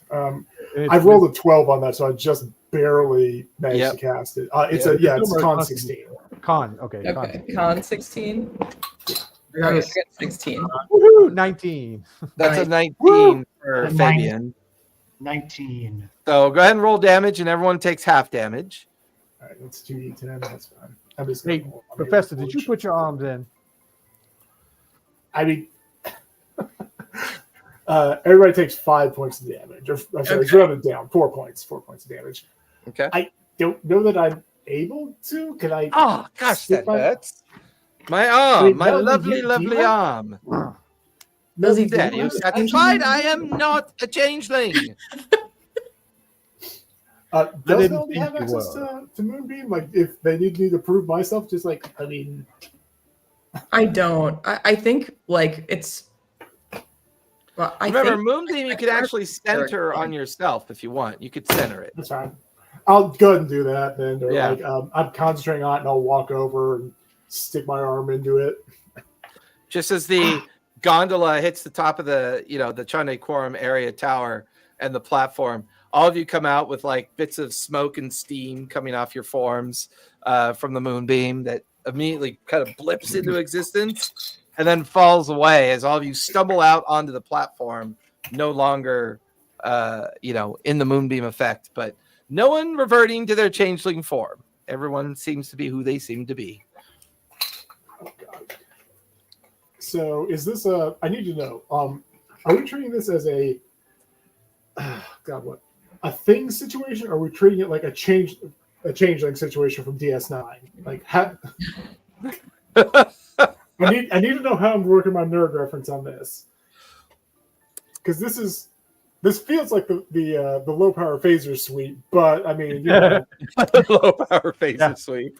Yeah. I mean, to a certain degree, I mean, it's you could kind of see it that way. I mean, it's designed to revert changelings to their traditional forms, which can be an androgynous form. It could be a simple male form or a simple female form. But they usually have no distinguishing major characteristics. I mean, they're humanoids. We're playing Deep Space Nine now. Who's Cisco? oh, not me. I feel like I'm O'Brien. If I'm anyone, I'm O'Brien. No. Dibs on Garrick. Garrick, yeah. Although I feel like Fabian should be Garrick. So you guys are now walking through the Chandei Quorum courtyard, heading over to the stairs and leading your way up towards the tower. With that, we'll go back to the cell. An hour has now passed. You find yourself back in your form with a very confused look on Greencloak's face. She watches as her pocket rips open. You tumble out onto the ground. That was my good pocket. Oh, that's where you went. I was getting kind of hungry. I was about to eat that cheese I found. Welcome to my leader cheese. That's by far the strangest magic I've ever seen. Are you okay? Yeah, all according to plan. Oh, well, can we get out of here now? This place is like, for the last hour, there's been no one coming down here. I've heard no noise, no nothing. I don't think anyone's here, Karina.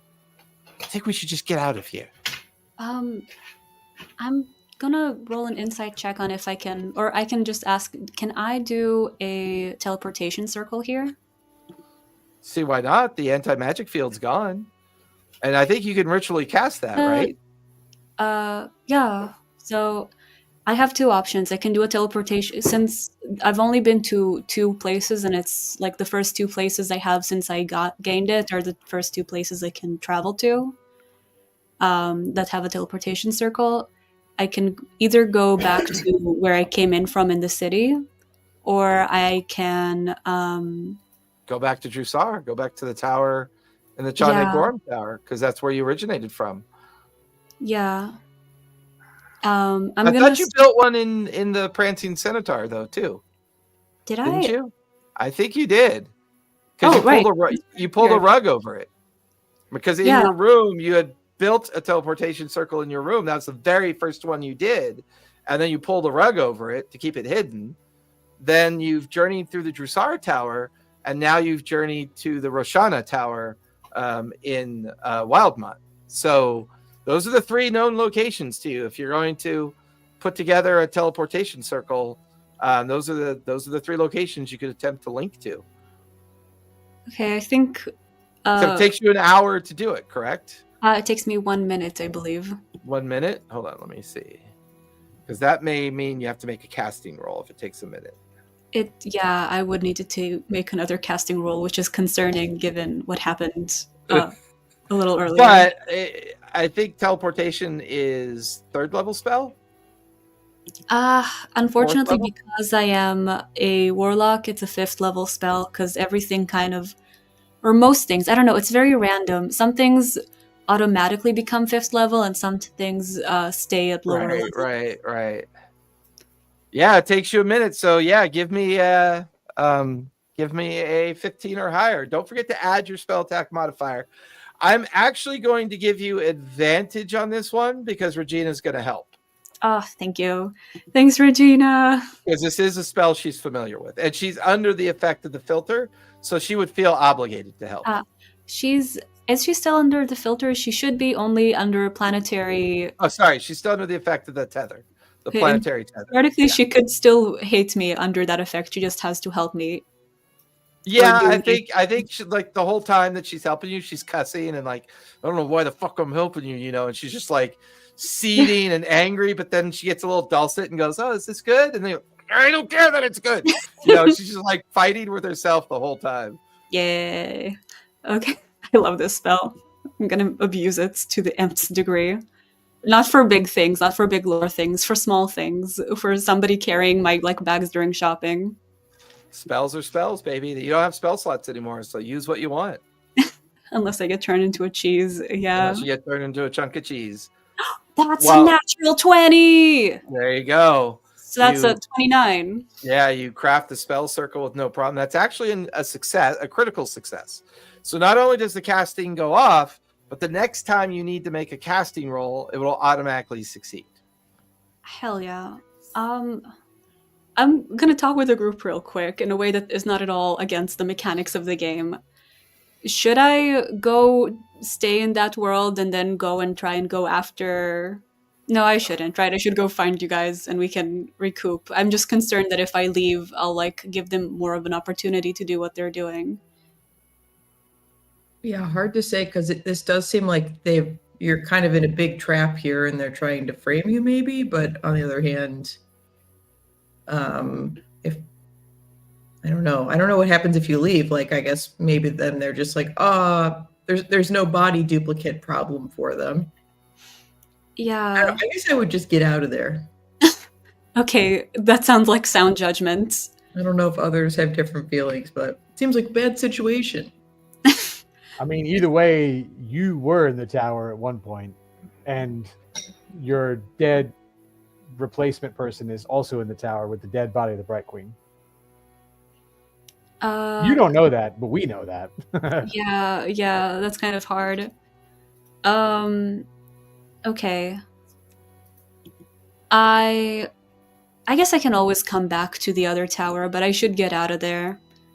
So I'm going to appear at the Prancing Centaur. And then use my sending stone to contact Melody. Yeah, I love it. So with that, finish casting the spell. For long, you and Regina are now in the interior of your bedroom. The sounds of the Fate Walk Bridge outside your window. Who's got the other sending stone? Melody, you hear Karina's voice in your head. And what message do you send her, Karina? Holy shit. Holy two words. motherfucker. What the fuck? 5, 6, 7, 8 words. I'm in the Prancing Centaur. We have a lot to talk about. Please come as soon as possible. Fuck. Melody is like, what the fuck? We were just about to come rescue you. Yeah. Is it really you? Oh my god. And then it's like when you hear someone shouting to other people on the phone, where she's like, she's at the Prancing Centaur. I don't know what's going on. Okay, Karina says she's at the Prancing Centaur. I don't know if it's the real one or it's a fake one. And there's no way to know because if we moonbeamed her, it would be a changeling regardless. Is she? We've seen her in changeling form though, so we Yeah, know you have. what We know changeling- Because whenever she goes unconscious, she's in her. She would be in her traditional form. I think we got to investigate back with her regardless. So, is she alone? She didn't. Did she say? I can't remember. Did she say if she was with No. Regina? I There don't know. there were heavy amounts of cuss words, and then She- she was she back didn't- at the Prancing Centaur. Sounds like she sounded freaked out. All right. Well, off we go. All right, back on the trolley. Yeah, turning around back on the gondola down into the Fate Walk Bridge. Before long, you guys come rushing into the interior of the Prancing Centaur, and there at the top of the stairs, you see Karina, and standing alongside her, you see Regina Greencloak. Oh, my gun is immediately Oh, drawn. what? It's okay. I cast planetary binding on her. She has to do what I say for the next 16 hours. She can die then. Not quite yet, but soon. Anyway, I wasn't asking you. oh, fuck off. I'm still mad I'm at you. I firing just the like gun. I'm okay, shooting listen, the gun at little Regina. betrayer, little spy, or Oh, whatever the little fuck you betrayer, are. spy. Yeah, you Keep attacked talking. me, you Keep asshats. talking. Keep talking. Fabian will stand in front of Forn. This is a really good example of limited intelligence. Let's get what we can from her first, and then you can take her head. I don't care. But we need to figure out what's going on. And if you keep flying into these emotionally sporadic opportunities where other people are taking advantage of you, Fawn, you're just going to continue to make this harder for you and your friends. Do you understand? Corinna, you went to see the Bright Queen. The Bright Queen is dead. Karina, She's what dead? happened? The Bright What? Queen is dead. Did you get kidnapped? Like what? I don't like. How did you wind up with the Bright Queen? Like what happened? I tell them what happened from my point of view. I kind of highlight the fact that I did talk to the Bright Queen, but my plan to have extra people around failed, and it didn't seem like she cared to bring any other people, so something seems odd structurally. The Bright And I Queen told is them a little dead. bit of the information that Regina told me, but I kind of keep looking at Fabian in a we have mixed company. I can't say too much. Mm.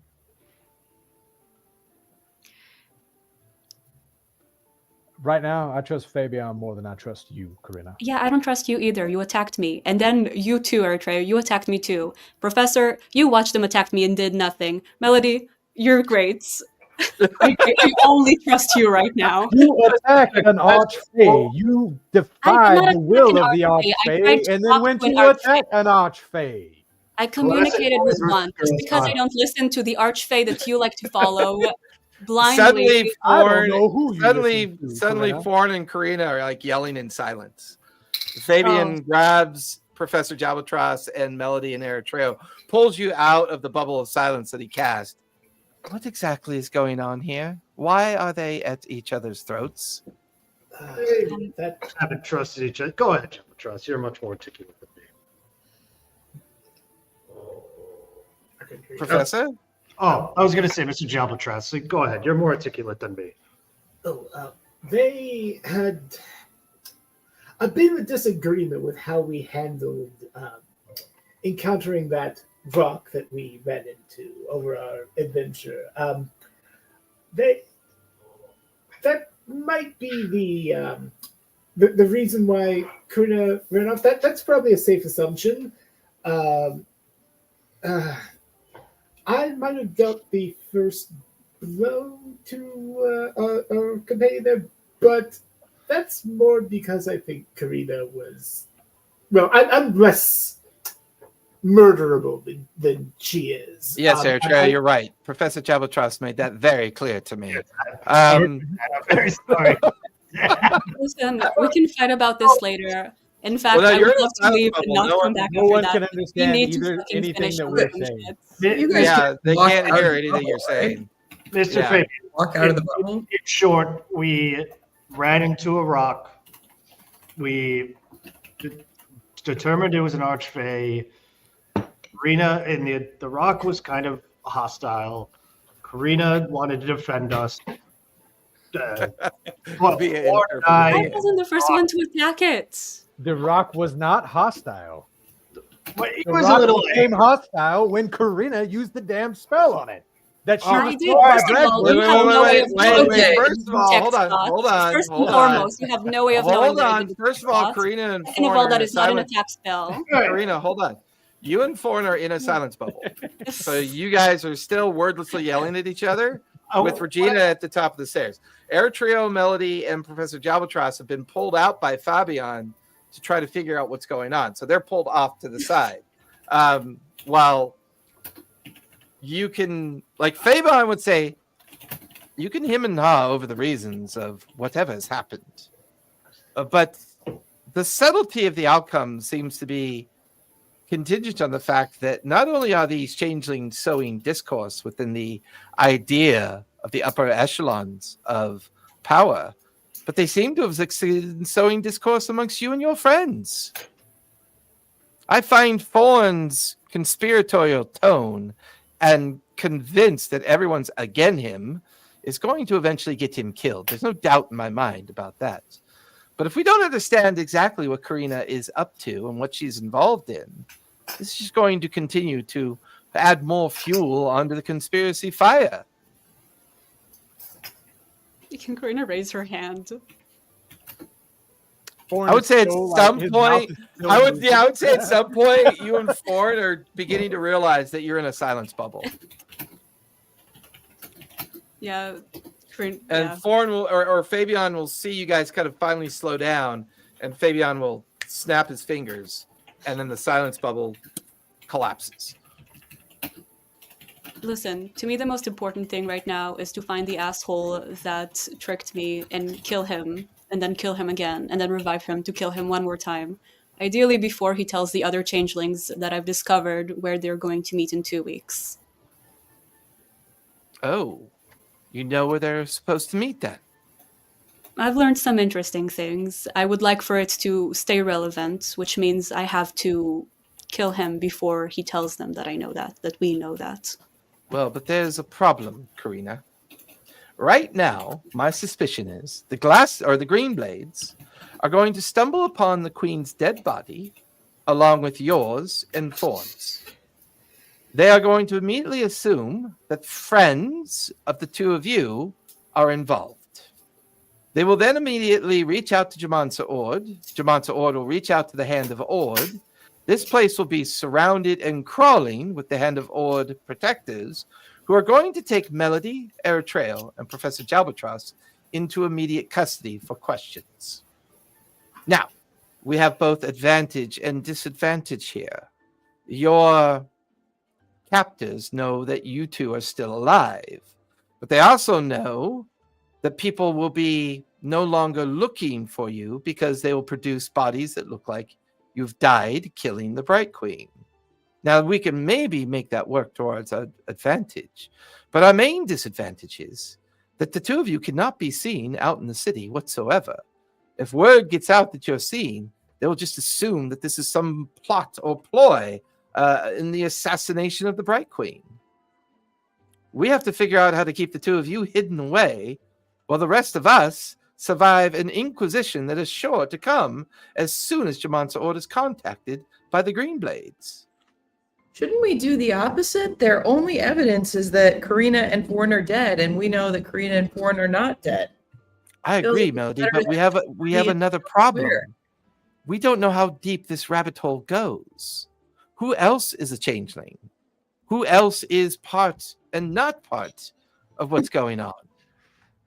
We don't know who to trust. If we can barely trust each other, which seems to be the outcome or partial outcome of their plan, who do we reach out to? Who do we know that we can trust at this point? They haven't put the hand in a moonbeam yet. Who? 2 changelings.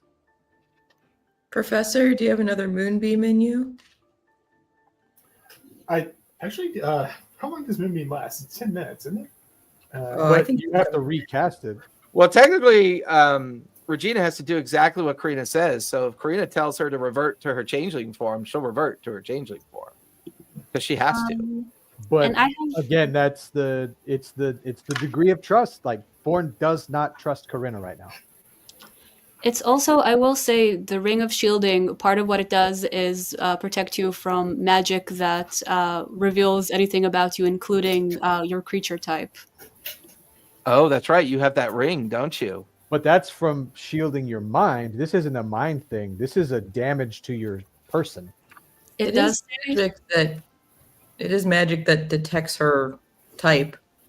Yeah, but I think she's wearing. Detect. I Exposes, think the right? no, but I think she's right. I think the Ring of Mind Shield may actually be a problem. Hold on. Suddenly, I Could take cannot the ring spell. off. We find ourselves in yet another gray area. While wearing this ring, you are immune to magic that allows other creatures to read your thoughts, determine whether you are lying, know your alignment, or know your creature type. So if Moonbeam is magic and it reveals her creature type, technically with that ring, I think she's immune to that. Is it revealing her creature type or her form? Yeah, We know she's a changeling. Well, I mean, regardless, this is an easy problem to solve, right? She can just take off the Take ring. off the ring. Yeah. She's not. Yeah, She would Take rather off the die. ring. Karina, we're realizing we don't know who anyone is. Can't The we find only way another way? The only way that we've found No. identify doesn't even work. The only way we've found is Moonbeam. We all did it earlier. Your stalling isn't helping either. I'll do it again to prove it. I'm not removing that ring because I know the location of Corina Prime, and I do not intend to leave myself vulnerable for anybody to be able to detect my thoughts on that. It would just be a minute, but we don't have any other way to know who you are. Can't you just ask me the last questions thing that only we- I would know? Isn't there like more kind of like nuts and bolts way to? I don't know. Did someone else take your brain? And now you're whoever they are? I feel like somebody would ask her, well, how rich are you, Karina? Very. I just, as a changeling, I reject the thought that I would have to fundamentally prove who I am at all times. Even if it's right now, the moment that I get outside of your sight, you're going to have to do this again and again. Regina comes walking down the stairs in her changeling form, but she's still tethered and has to still kind of do what Karina says. And she comes down in her changeling form. She has very long silver white hair that is tied back and hangs down her back. Her tattoos are not part of the change, so her tattoos are still resident on her arms and on her neck and parts of her exposed skin as well. Her clothing that she was wearing reverts into like this very kind of very omnipresent silken kind of fabric. She's wearing tall boots, and she kind of stands alongside you, Karina. She places her hand onto your hand. Karina, I know I should be wanting to beat the crap out of you right now, but unfortunately I can't for whatever reason. You have friends here that trust you and want to help you. And I know this person over here would like to see me dead. I get it. It's all part of the paranoia that's led up to this moment and this probable outcome. Take a minute, take off the ring, and allow them to confirm it's you. I will protect your mind from outside this chamber, outside this building. And you watch as she kind of goes over to where Binder is, and she puts the palm of her hands up and over. This radiant energy begins to explode out of her hands. It comes over all of you. She casts Tiny Hut. And as she casts Tiny Hut in the downstairs area, it allows everyone to be contained within inside of it. And you watch as Fabian smiles. You clever thing. Now you can take off the ring, Karina. I'm going to do it this time, but I'm not going to do this again. We have to find a better way than this. And she will remove her ring. She'll go into the thing, prove that this is her, and then put it on immediately. At which point, Professor then has to step outside, and he casts Moonbeam outside. And then you guys watch as Karina kind of like shoves her hand out through the opening of the tiny hut, because you can't cast magic inside the tiny hut. And your arm is bathed in the light. Go ahead and roll for con save, Karina. And Professor, go ahead and roll for damage. Oh, that's My God, that's another nat 20. Hey, two in a row. the good news is Wasting them. You take a whole 1 point of damage from that. Wow. I rolled. Watch Yeah, as I got her arm is bathed in Moonbeam, and you watch as Karina's form turns into her form that you're familiar with. It's Karina. Although I don't. Have you ever mentioned what your real name is to anyone, Karina? Not No, nice. never. Yeah, I didn't think so. Yeah, I didn't think so. And you kind of revert to your changeling form. Regina puts the ring back on your finger, which immediately, allows you to protect yourself, your mind. The tiny hut is collapsed, and all of you are now standing in that kind of awkward silence of concern, but a little bit of relief. In the lower section of the Prancing Centaur, and Fabian looks around. Is there a more private place we can continue this conversation? I think maybe upstairs, perhaps. I might be a little direct, but I would like to go back there and kick the ass out of everybody. Is there any way for us to gain enough people to just go in there and nip this in the bud before we have to live our lives in fear of whatever nonsense? Yeah, Fabian is like more than frustrated because Fabian is 20 years of master spy is now kind of pouring out of him. Karina, I don't think you understand the significance of the trouble that you're in.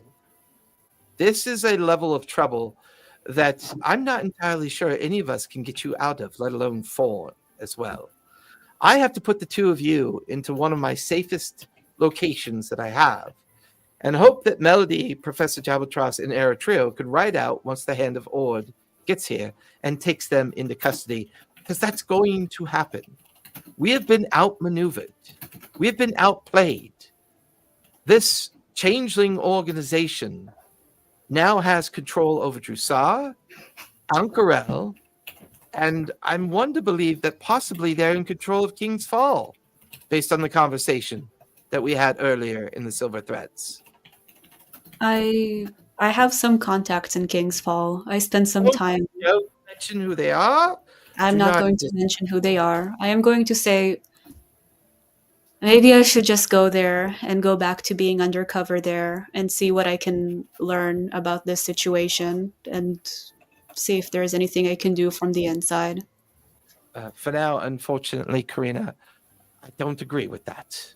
What I need is for you and Fawn to come with me now so I can take the two of you someplace safe. Can't I just change anything else? Listen, I couldn't hear. Who said what? Oh, sorry. Go ahead, Karina. Oh, you can go first. I was going to say, Fabian, it's like super nice you're helping us, but we don't work for you. So I think we're going to discuss and then maybe like we'll decide what we want to do and you can help if you want. Ooh. Yeah. Fabian's going insight check you. Fabian gets this really kind of passive look on his face. Fine. I could see that the five of you have done perfectly fine on your own. You seem to be in an incredibly perfect situation. Well, good luck. And he turns around and heads out the door. Fabian! Fabian! He is out Melody! the door. Come on! He's out of the loop. He doesn't know what's going on. He's not in charge. I understand. I understand your and our desire for independence, but if we're really in this situation, we need as much help as we can get. Where are we going to go now? What are we going to do? If we really think that Jaman Saord is a changeling, then it doesn't matter what show we put on for the Hand of Ord because Jaman Saord is gone. Like there's no like objective arbiter. You would say there's no one like objective. I love how the lawyer is creeping into the conversation. Totally. They're not gone. Jamon's always going to find out about the Bright Queen, that situation. But we also know that there is a Jamon Saord in the prisons underneath Ankaret. Well, maybe that's where we need to go. I'm in favor. I agree. Forn, you feel a sending spell connect with you. You hear Jamon Saord's voice in your head. Forn, I am sending some people to collect you and your friends. I have a mission that I'd like to make inquiries about. The Hand of Ord will be there shortly. Please allow yourself to be escorted to the quorum where you'll be given the information necessary. You may reply to this message. Tell him we're gonna go. Tell him we're coming with him. No problem. We're on our way. My message back is on our way. And then I turn to you guys and say, we need to get the fuck out of here right now. We need to get out of here now. Out of here right now. What's the plan? Where are you guys going? We do have that. We were granted that airship if we can get to it and get gone. I It has can- been supposedly being prepared for us for a few days now. Yeah, who gave it to you? Right. Yeah. We can also. I know who gave it to us. Patient circle. How many people can I put in the teleportation circle? Is there like a set amount, or can we all go? I Because believe it's a maximum of The 6 max or of 8 or I would yeah. like I- to get my sister out of yeah. here. I pulled it up earlier. Why is it not still there? Where'd you go? Where'd you go? Where'd you go? Yeah, it's up there. It's there. Oh, there it is. You and up to 8 willing creatures. Yep, up to 8 willing creatures. Because I know it's based on the fact that the effect of teleportation lasts up to 6 seconds. So a maximum of 8 willing creatures can be teleported. okay, since I rolled a 20 in my last spellcasting roll, this should be this should be Yep, fast. absolutely. Yep. Yeah, this one would automatically succeed. Yeah. I'm gonna go and work on Binder for a second, and I'm gonna talk to Binder, be like, I need you to destroy this teleportation circle. Binder, I need you to destroy this teleportation circle when we leave. We need no trace of No, where we've gone. if she casts teleportation circle, it destroys itself. If you want him to destroy the drew one the circle in her upstairs, room. That's what I'm talking Yeah. about. I'm talking about the one in her Got it. room. Destroy that so teleportation. Binder immediately takes orders and right away gives the affirmative beeps and blips and heads And- up the stairs. to But go- he's not going to destroy it. Are we using that one to get out? No, I think she's I casting. thought we were going to that one. We were going to take that one, and then he's just going to wipe it. Like just So, do we want to go to the one that's in our tower, and then from there go to a one that's like connected to it that's in a different tower? Where do we want to go? That's like the big question, I think. We want to go to Ankarel, right? but she hasn't been to Ankarel. She hasn't been to Ankarel. No. Nope. No, Should we but go I to But you have been to King's Fall. King's Fall? Maybe that's the place to go. guess we're going to Yeah. King's Fall, the place that is notoriously mostly taken. Our options are literally King's Fall, Rosanna, and that's it, right? Those are the two. Or, places. yeah, those are the only 2 known locations at this point. Look, Although if I you can really also want to go and kill that guy, we can go right now. Man, I would love to, but it would jeopardize too much. King's Fall King's Fall feels like a much better shot than Rosanna right now. Okay, we can vote on it, but I think we're all in agreement, unless somebody feels very strongly. Corina tries to see if anybody else is down to some murder. I've still got another changeling here that I need to murder. We'll Not talk you. about it. Not you this time. I think how Karina goes, we'll talk about it. You're like, not you. I don't know, man. I feel bad for Regina. She's been through it. She also tried to kill us how many times? We'll talk about it. We We got have much to extremely discuss. lucky that she did not kill us. Bro, you tried to kill me too. At this point, who cares? Oh, I didn't try to kill you. I tried to identify you. I don't know who you are. Well, I you attacked me without telling me what you were doing, you ass. Melody's You like, come attacked on, the let's go. Archfey. All right, I guys, wasn't we attacking it. do not have time for this. We have to take her with or I'm- kill her because she's listened to this whole conversation. So one of those two things has to happen. I'm going to go get my sister and let's get out of here. If we take her to King's Fall where the Seven, other seven. changelings are, what's going to happen? She there with a lot of changelings, and she For can now, change. For What's now, going to happen? For now, we're keeping her. But my question is, if we go to the large teleportation tower that is in our own city in Jrusar, can we go to a different teleportation tower from there that I haven't been to? Why? You Risk- could. They You have could. to That's a pass good the spell. point. But you'd have to make your way through the possibility that the Hand of Ord are on their way down into If the we Francine. go into now, the we Fate might Quadrant. be able to make it on time if we're just very ready. So I would say if you do figure out a way to get up to the Chandei Quorum teleportation tower, the Chandei Quorum teleportation tower is a known teleportation location for here. These are the following cities that it would be. Ankarel, Roshana, and Vasselheim, was it? You told us. It all. was so Vasselheim, Ankarel, Roshana. It's also tethered to the capital city of the Ashnador, which it's also tethered to the capital city of the Panagrip Sands, which is Tarnazir. as well as Yaios, which is the city that exists in the middle of Lake Coron.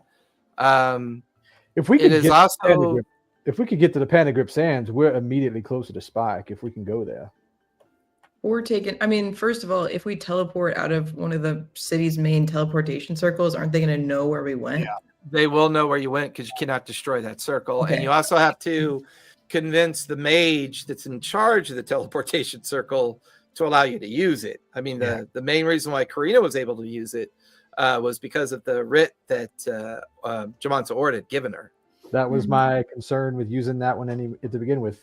Because So- if there was any kind of communication about, if they're coming to get us, certainly somebody else in the city knows.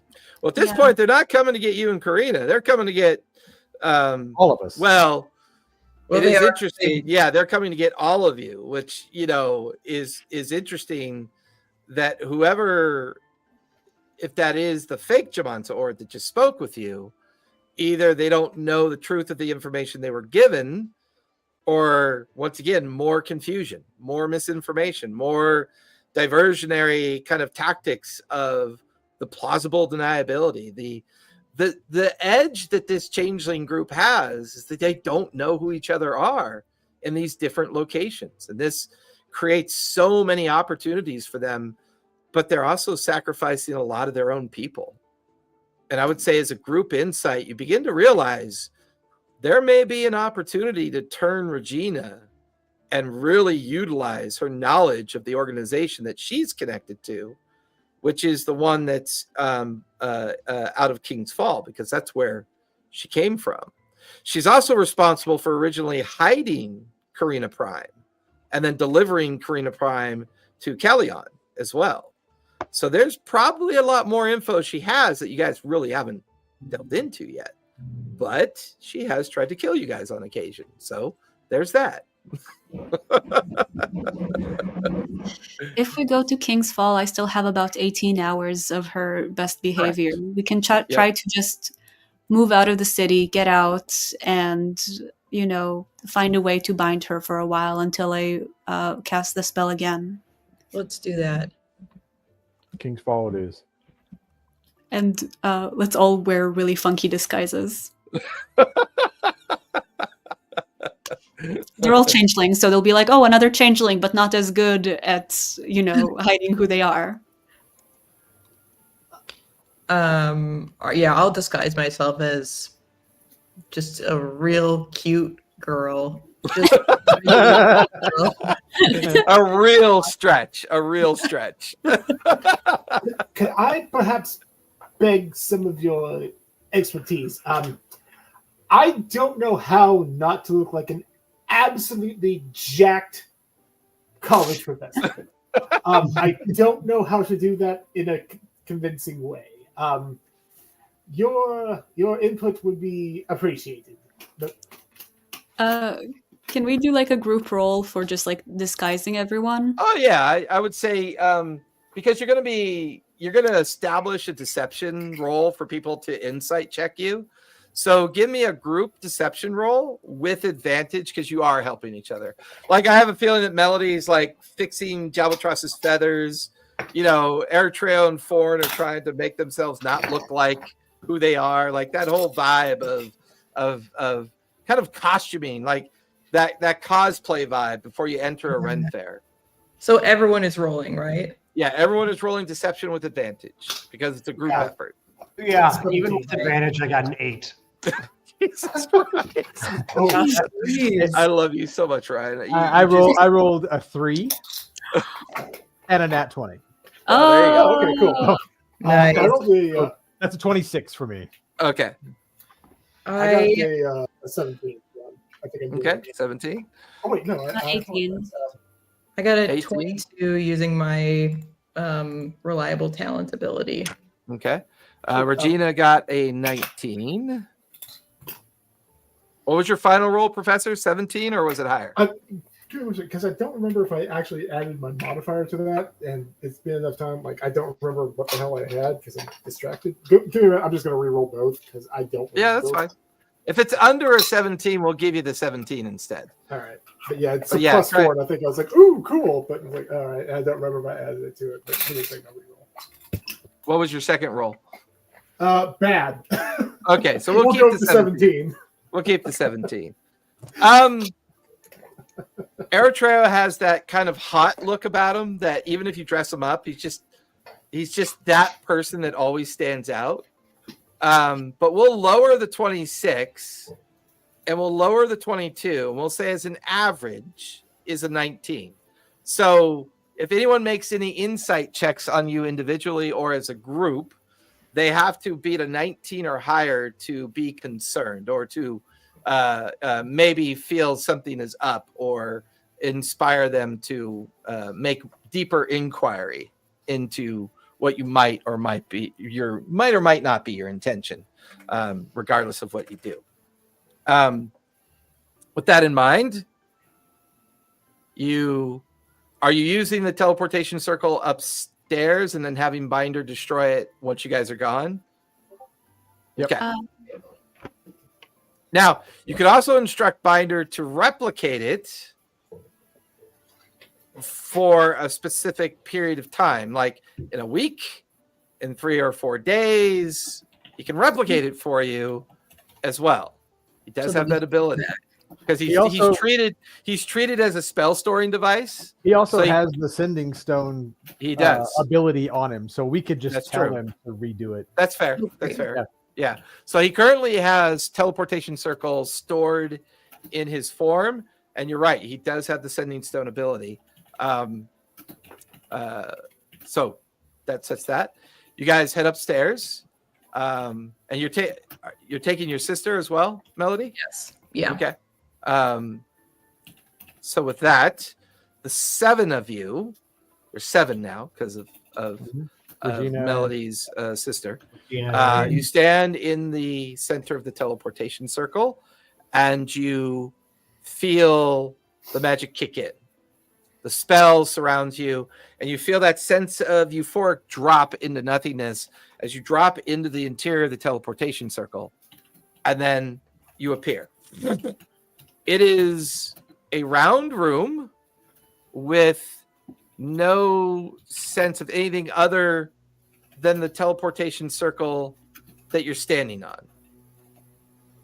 There is a door that looks familiar to you, Karina, because in this teleportation tower, it sits up over the edge of a cliff face that looks down into the open desert. The stairwell will then lead you down into the outskirts of the city and then eventually into the interior of the city if you choose to go into the interior of the city. Karina, give me a survival check to see if you can remember any particular areas outside or the outskirts of the city that might be useful. You have guidance from Eritrea. Oh, nice. I also have advantage on survival checks here. Yes, you do. And does guidance...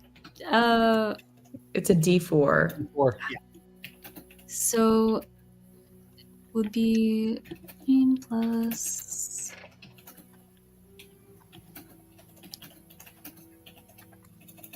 15 plus 4. Nice. 19. As you go to open the door, sound asleep is the elven wizard. He's dressed in the typical attire of this particular area. The first thing that hits all of you when you come out here, instead of the wet heat of the Odorland Wilds, it is that Vegas dry heat of the winter. Like when the humidity's moved on, and now it's just that dry oven heat. It just slams you. Your hair like flattens, beads of sweat begin to form, and it's there's enough of a time difference between Jrusar and where King's Fall is. It's now like 2:00 in the morning. It's like in the dead of the silent of the night. Looking out beyond the platform that you're on as Karina is leading you down the stairs, this city is built into a cliff face and the beginnings of the crags and desert that kind of swallow up to its edge. You could see lots of adobe-like structures, as well as a lot of stone structures. Not a lot of structures built of wood. It's mostly rock, stone, adobe to match the harsh conditions of the environment. You could see wandering the streets, people dressed in the more traditional nomadic attire of those that live both in desert and like mountainscape climb that requires much more adaptive clothing, kind of to match the disguises that you're currently wearing, to kind of blend in and fit in, because Karina would have that knowledge. Faces covered, cowled, swathed coverings. Karina leads you away from the tower, out one of the many gates that allows you to slip out into the outskirts of the city. And you now stand atop a cliff face that's many hundred feet straight down into the desert below. Karina, you remember in one of your conversations at a local tavern that there are lots of places that smugglers use out here to hide things. You find one of those hidden trails, and it's a sand trail that takes you along the surface of the face of the cliff, down about 20 or 30 feet, into like this coveted, like cave-like area that allows you and the others to kind of find shelter and immediately kind of hide yourselves within this kind of cave that has all sorts of camping detritus around, like people have used it and just kind of left their trash behind, empty crates and cartons, people who were hauling in illegal or illicit goods, leaving behind the trash and debris that they don't want. But for now, you're on the outskirts of the city, safely tucked away in one of these hidden caves, and it is now late at night. What would you guys like to do next? Do we try to travel by night, or do we stay here? Can we say, by the way, that when we left, we took that little anti-scrying thing that Kaylor gave us that was hanging up in our shop? The Absolutely, stone? if you'd like to, yeah. Yeah. We'll say that stone is with you, and its effects continue. Awesome. That's right. Blackhand gave you that, didn't he? Mhm. Yep. Interesting. Anti-scry and also detect magic. Yes, interesting why he gave that. I want to, just because I can't get over the guilt of what just happened, I feel the urge to send a message to Fabian to apologize to him about how that last interaction just went. So let's hope my roll goes well. All right, we're good. It's 21. I have never been more excited about spellcasting now. This is so much more fun. You feel it go through, and you hear the mental whisper of Fabian. I understand, Eritrea, and you're right. I took it a little hard. I am currently in custody. I will be sure to keep things on the down low. Do not tell me where you are. I have no need to know that. I will do my best. Good luck. And then the sending cuts off.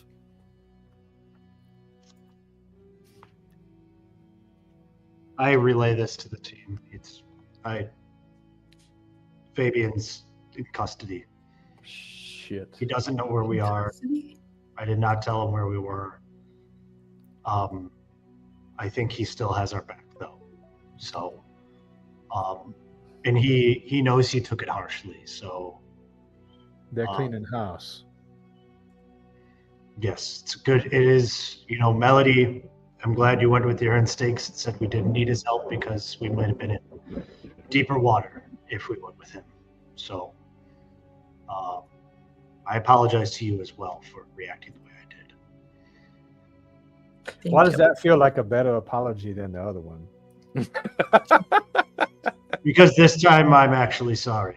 Oh no! I think Karina's starting to realize that she missed something. Oh yeah. That's true. That's true. Eritrea tried to kill us all. Eritrea, I'm so proud. I knew you had it in you. I do neglect to mention that the sword is in the portable hole, though. Yeah, she doesn't need to know about that. Yeah. You definitely don't want to tell her about that. Yeah. It whispers to me in the night. I must have it.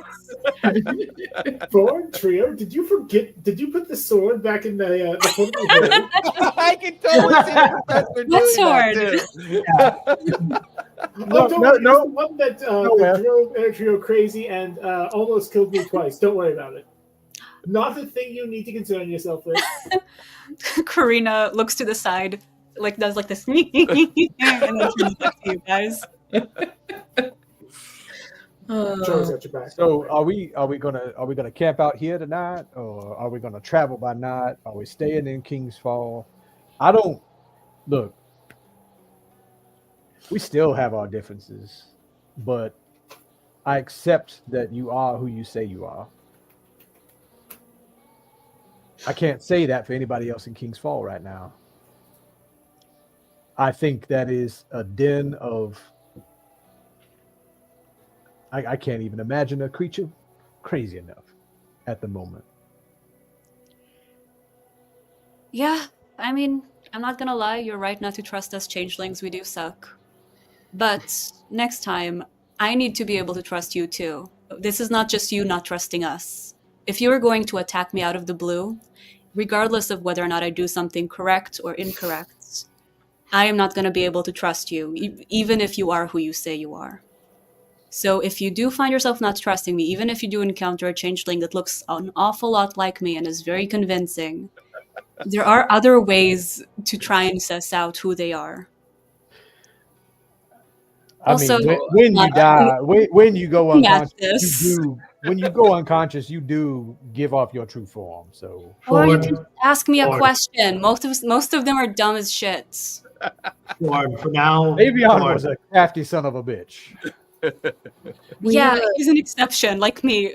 Oh, poor Favion's a was already? Was? Le'Veon. Le'veon is crafty, but you can... I think there are other ways. We can talk about this, we can figure out a way, but if I need to fight alongside you guys, and I need to be afraid that you might turn back and try and kill me, I'm not going to, keep fighting with you. Do you understand that? Corinna, what is my driving ethos? To protect the Bright Queen and the Fae, but I'm a Fae too, and you don't seem very fond of my type. I had no problem with you until you endangered the Archfey.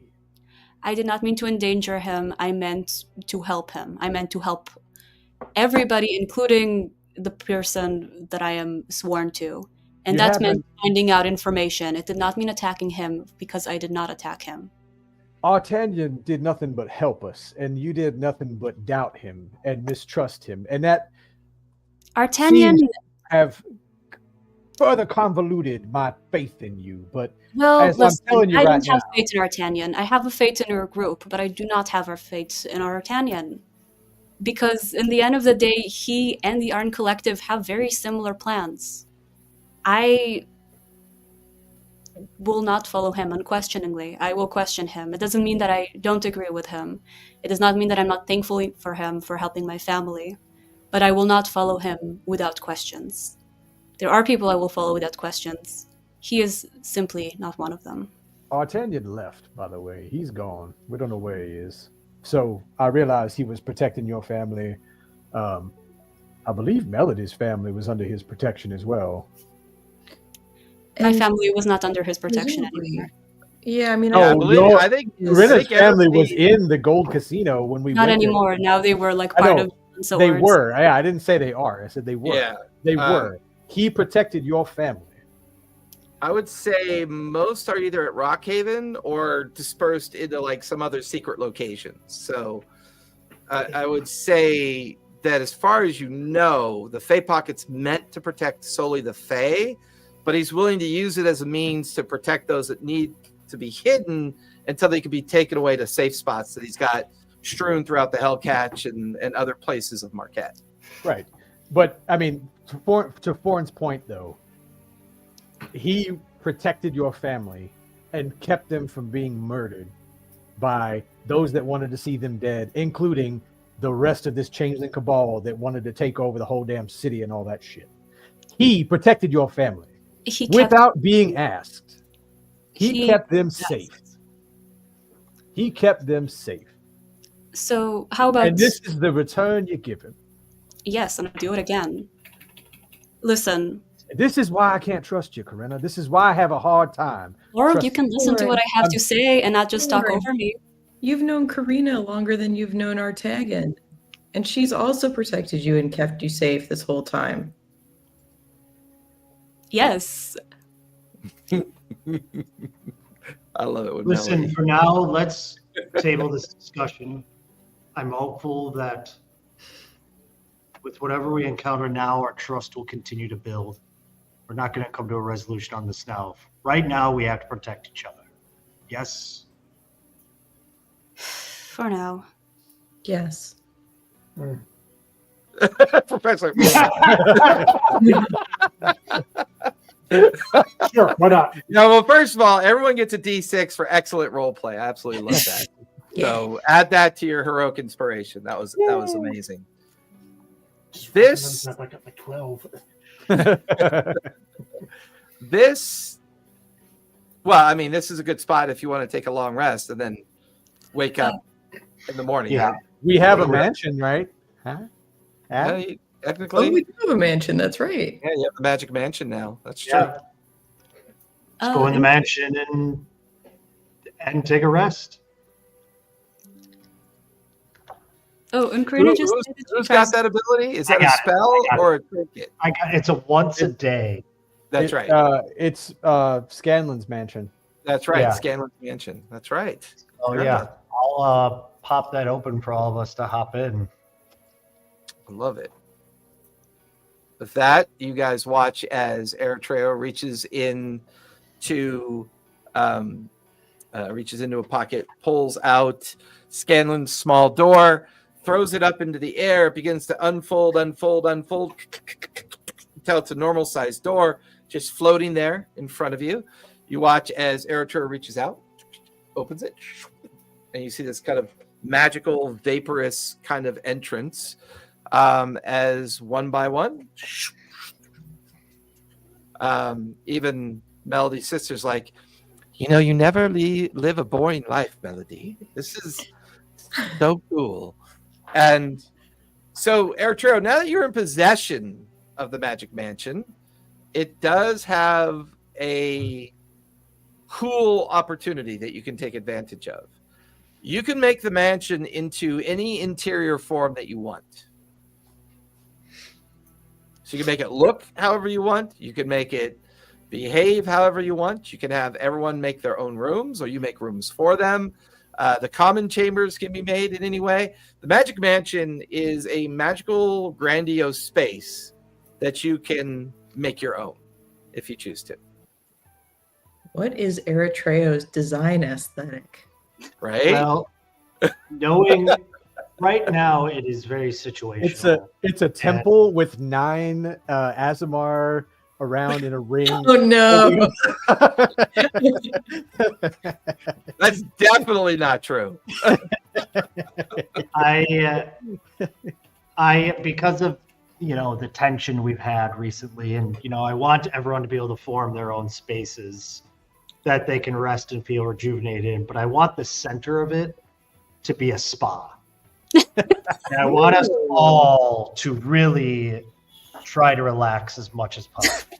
I love it. Someone will Love it. clean Boren's nails for the first time in presumably years. Ever. I'm imagining like the Dumb and Dumber when they take out the chainsaw Yeah. to do his toenails. I mean, I kind of want us to have like a spa evening where we're he all, supposedly has a little bugbear in him, so yeah. Oh.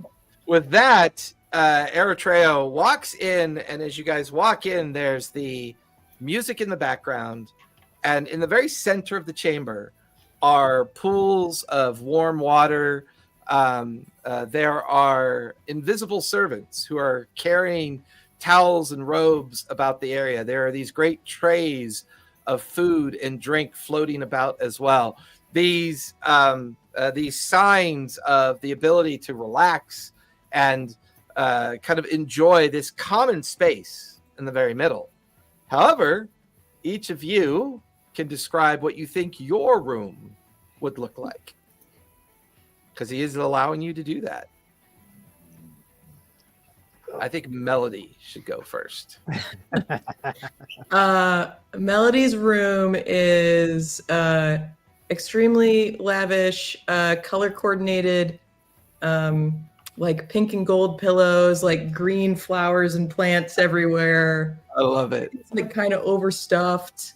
It's just like the most it's sort of like Barbie dream house, adult Barbie dream house vibes. Yeah. I would imagine your bed is a giant stuffed unicorn. Yeah. Yeah. Like on its side, so you could just like lay out. Maybe it's like a stuffed unicorn body pillow. Yeah. I love it. Forn, what does your room look like? Forn is incredibly he likes familiar things, and he's essentially recreated the basement of Therimia, the laboratory kind of artificer, just the tool, everything like that. And then there's like just a really basic bed in the corner. I love it.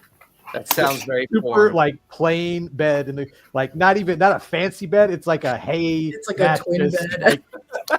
Like, it's literally like a hay mattress twin bed like in the corner Oh my with a God. sheet on it. Oh you my know? god, that's hysterical. No. Karina, what would your room look like? There's a small prison cell for Regina. Yeah, like the first thing you, Or Regina. like you craft a little prison cell, and you're like, you put Regina in it, and There's like a Hannibal Lecter-esque kind of thing that he. No. No.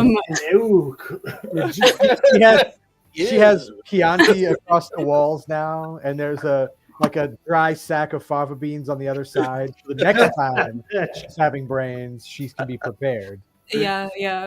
And then what does Karina's room look like? Just like depressingly simple, and like a little cot next to it, and some like ramen noodles. I love it. What does Professor Jalbatross's room look like, do you think? There's a giant mahogany desk, just walls lined with bookcases. Just it looks like I'm getting Ron The Burgundy ultimate vibes. Yeah. yeah. I'm getting Ron Burgundy vibes. Any leather-bound books. But it's like the ultimate stereotypical erudite professor room, except over to the side, there's no bed. There's a massive Tweety bird gilded cage hanging from the ceiling with instead of a Cover curtain on it. lines that he can draw, but it's the form of like a blanket, so he can just go and then just like bed down in it. So it's this big, yeah. It's like nope. Getting back in my nest. It's fine. I feel like all the books you open them and they're just gibberish inside, though. Eritrea, while you crafted the center where everyone comes to meet up with each other, what would your space look like? Mine would be like a meditation chamber. It would be dim lighting, dim, moody lighting, kind of spiritual figures and symbols around, incense burning, just very quiet and calm. Because this whole situation with how his friends are arguing has really bothered him, and he wants to try to center himself as much as possible. I love it.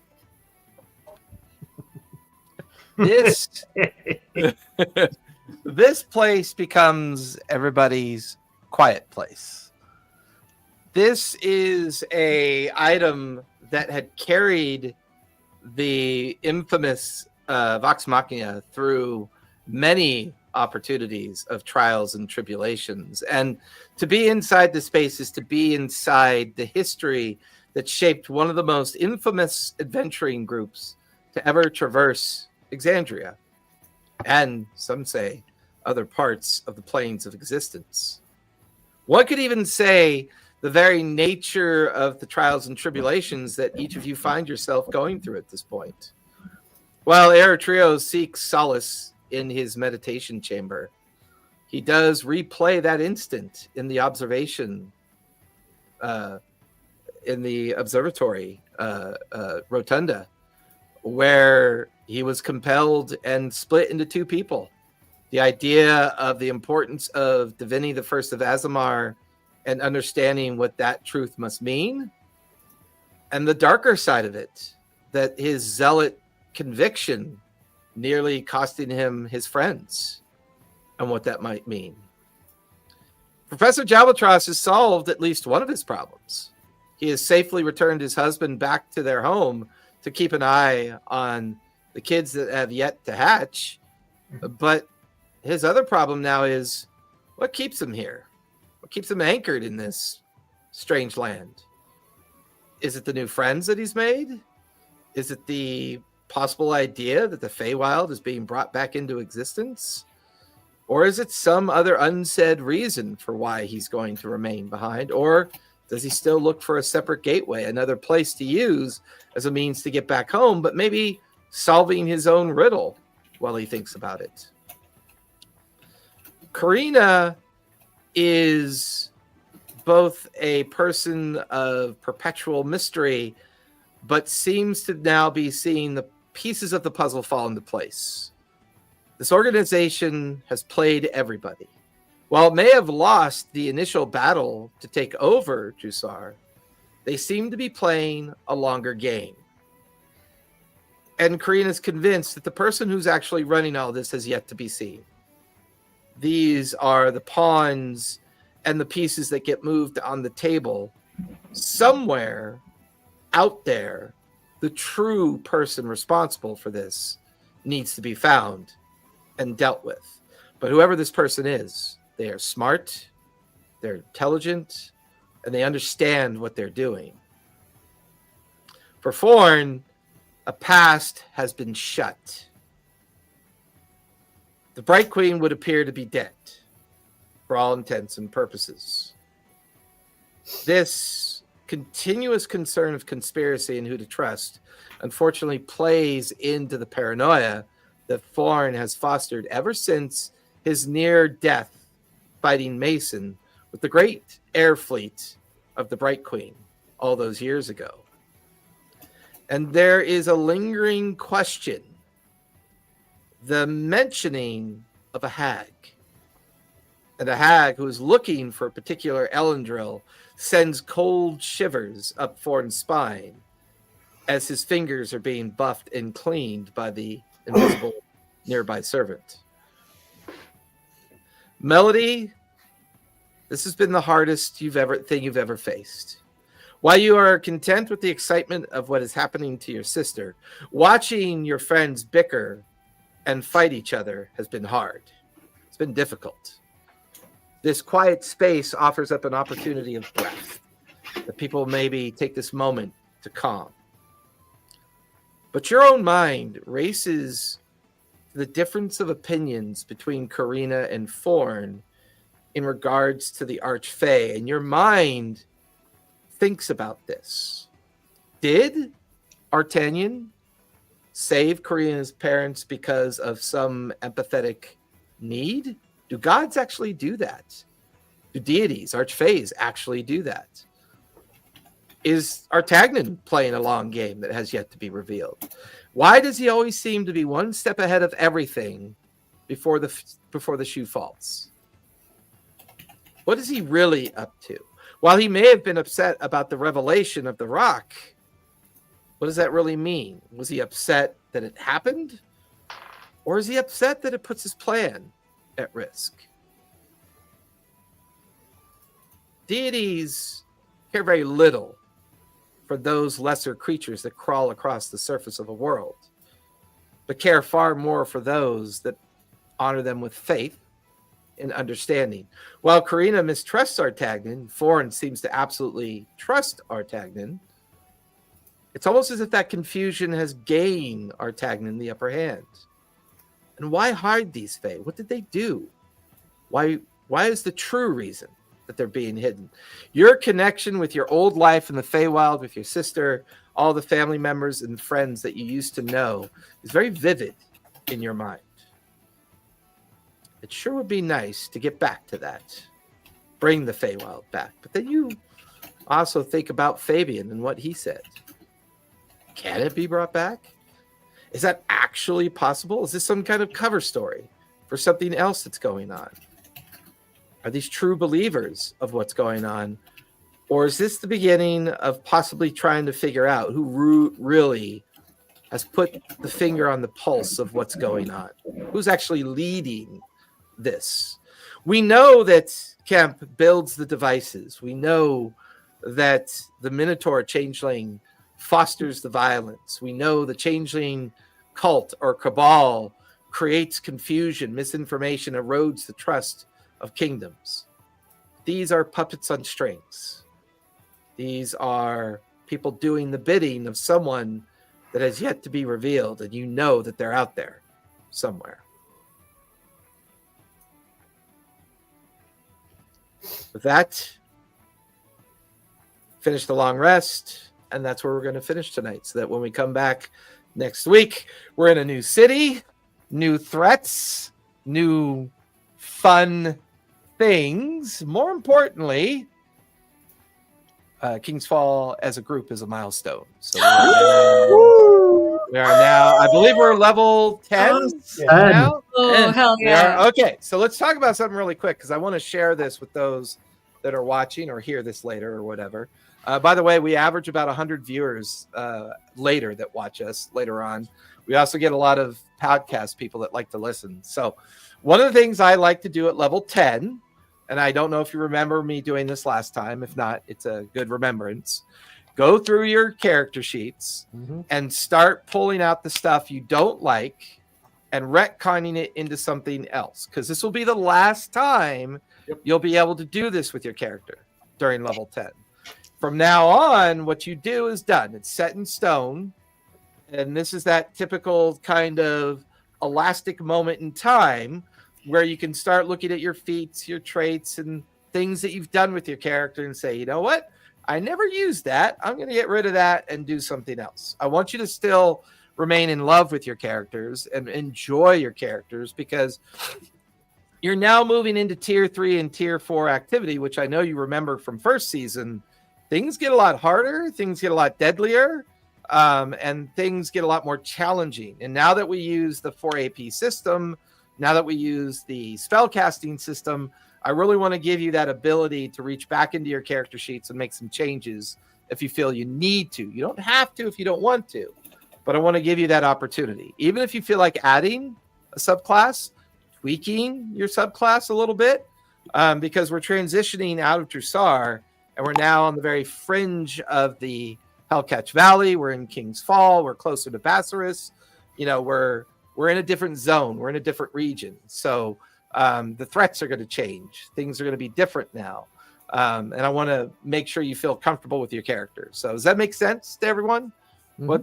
Okay, cool. You guys go ahead and linger so we could talk about the schedule. Everyone else, be safe, be kind, and thanks for watching. And don't forget, play a game, everybody. Good night, all. I think I'm going through puberty or something with that cracky voice.